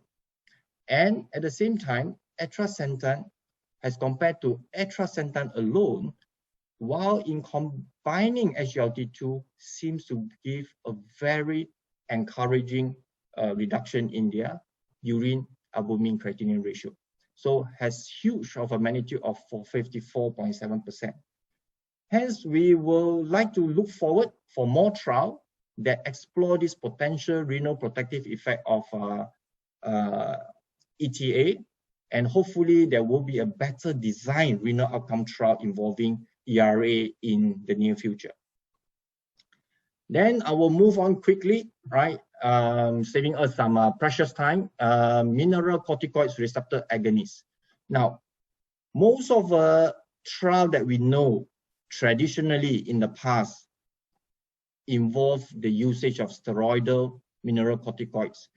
Yeah, at least in Malaysian context, the one that familiar to us is actually spironolactone, right? So there's no doubt in this meta-analysis is clearly show that all the trials combined together, there are still an impressive 30% reduction in the albumin urea, right? So if this is an important clinical parameters in your management of DKD, you can rest assure yourself that yes, in combining this MRA with an ACE or ARB at baseline, it can give you an additional protein urea reduction. However, your concern is here. Addition of MRA is actually associated with increased risk of hyperkalemia, right? That this is something that often offset its potential in the management, and we need to be careful because hyperkalemia tend to happen silently and it can be fatal, right? So moving on from there, we have the latest publication of MRA usage. This is called Fidelio DKD. I think Prof. Jaya mentioned briefly in the case discussion, a trial that is designed in a very pretty straightforward fashion. All the patients with type 2 diabetes is enrolled. They are all being treated with ACE inhibitor or ARB at the maximum tolerable dose, and they must not have a serum potassium of 4.8 or higher. It must be less than 4.8. And the enrollment, there are actually two groups of patients being studied. The group number one will be those with microalbuminuria, and the second group with macroalbuminuria. But the baseline eGFR and enrollment must be 25 mL per minute or better, right? So it's a simple randomization, 1-to-1, involving almost 5,000 patients, right? The primary endpoint is still looking at time to first event in composite outcome of onset of kidney failure, decrease in eGFR of 40% or more over at least 4 weeks, or kidney-related death. So this is the outcome of the trial, and there is a modest but statistically significant benefit in the primary composite endpoint of with a risk reduction of 18%. So if we're gonna dive into the details for the primary composite endpoint, the benefit seems to be driven mainly by the sustained decrease of more than 40% in eGFR from baseline. Likewise, if you're going to look into the key secondary composite outcome and the secondary composite kidney outcome, it still shows that it's driven mainly by the decrease in eGFR from baseline. Hence, this just concludes to us that finerenone has this potential for renal protection by slowing down the eGFR. But what about the concern on potassium? So there are these two slides here.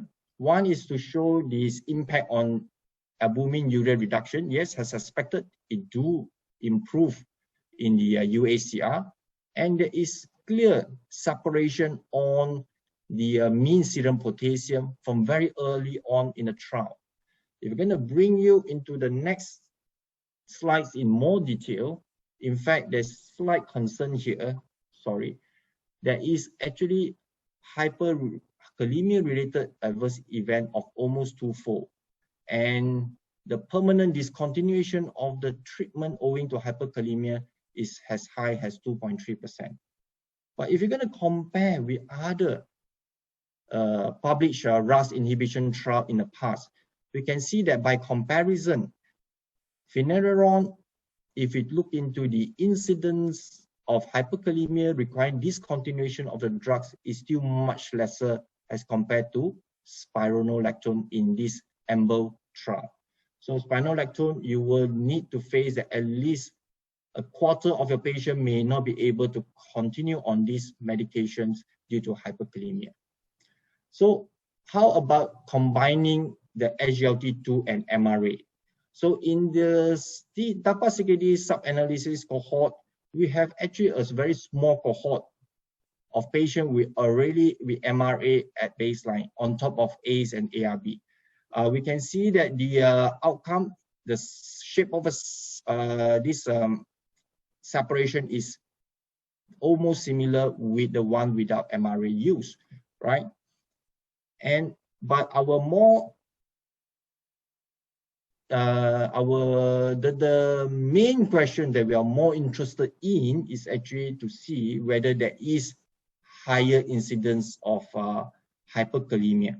So surprised to note here in DAPA heart failure secondary analysis, we can see that the patients with moderate and severe hyperkalemia is much lesser in patients when they are being combining with SGLT2. So dapagliflozin somehow take away the concern of hyperkalemia in patients that requiring the use of MRA. But we hope that moving forward, we will have more data contributing to the current ever-expanding evidence on renal outcome. And Prof. Lim just mentioned that he's looking and anticipating the data from EMPA kidney and also the renal-specific SGLT1 trial in a FLOWS trial.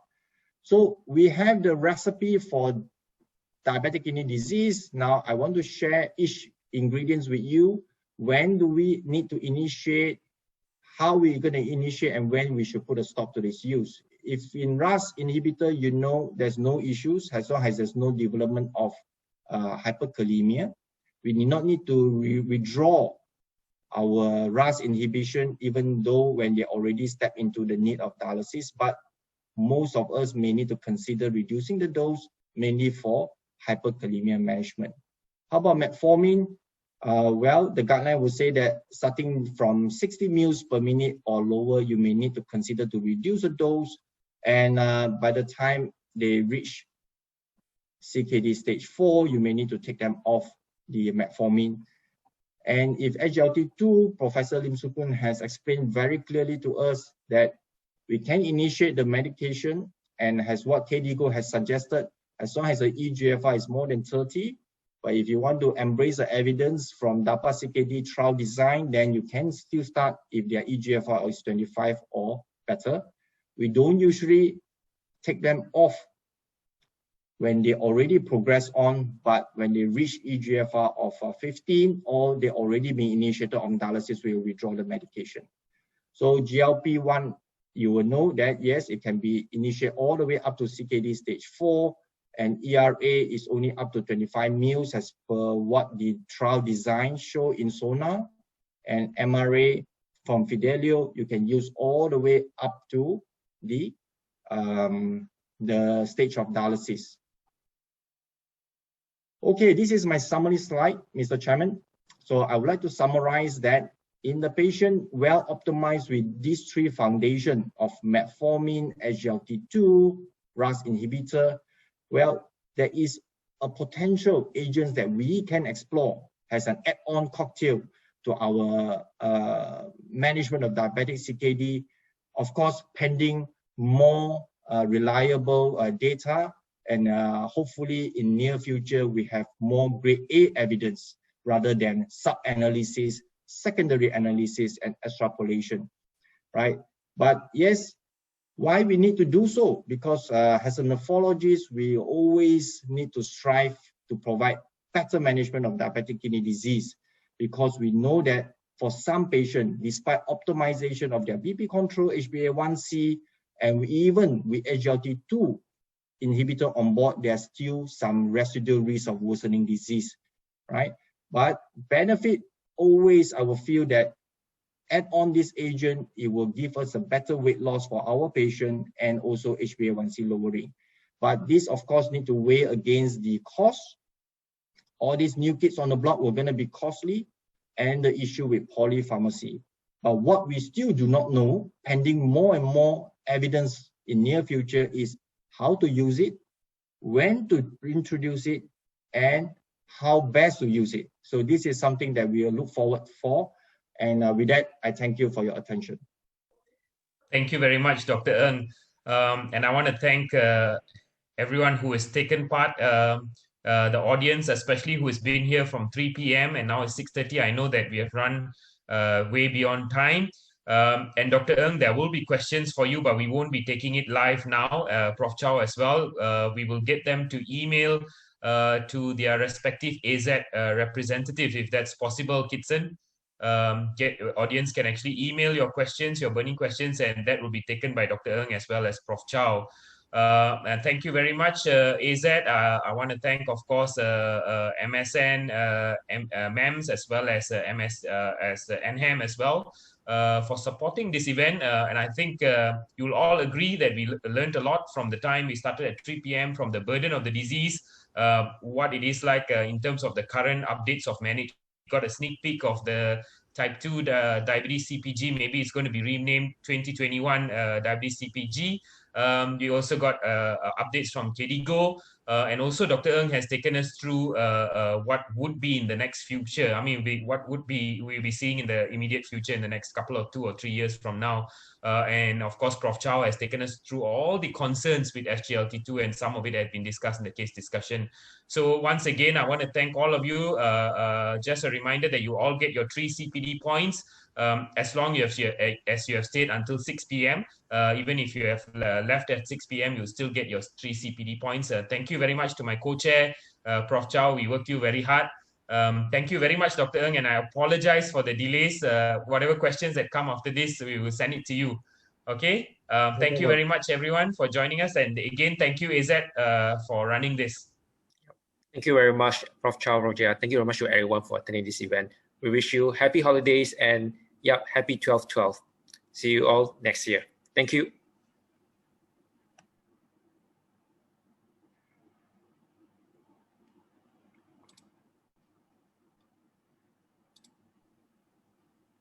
Kitson, are we offline? Yep, well, we can offline now. Yep. I'll end this call. Yep.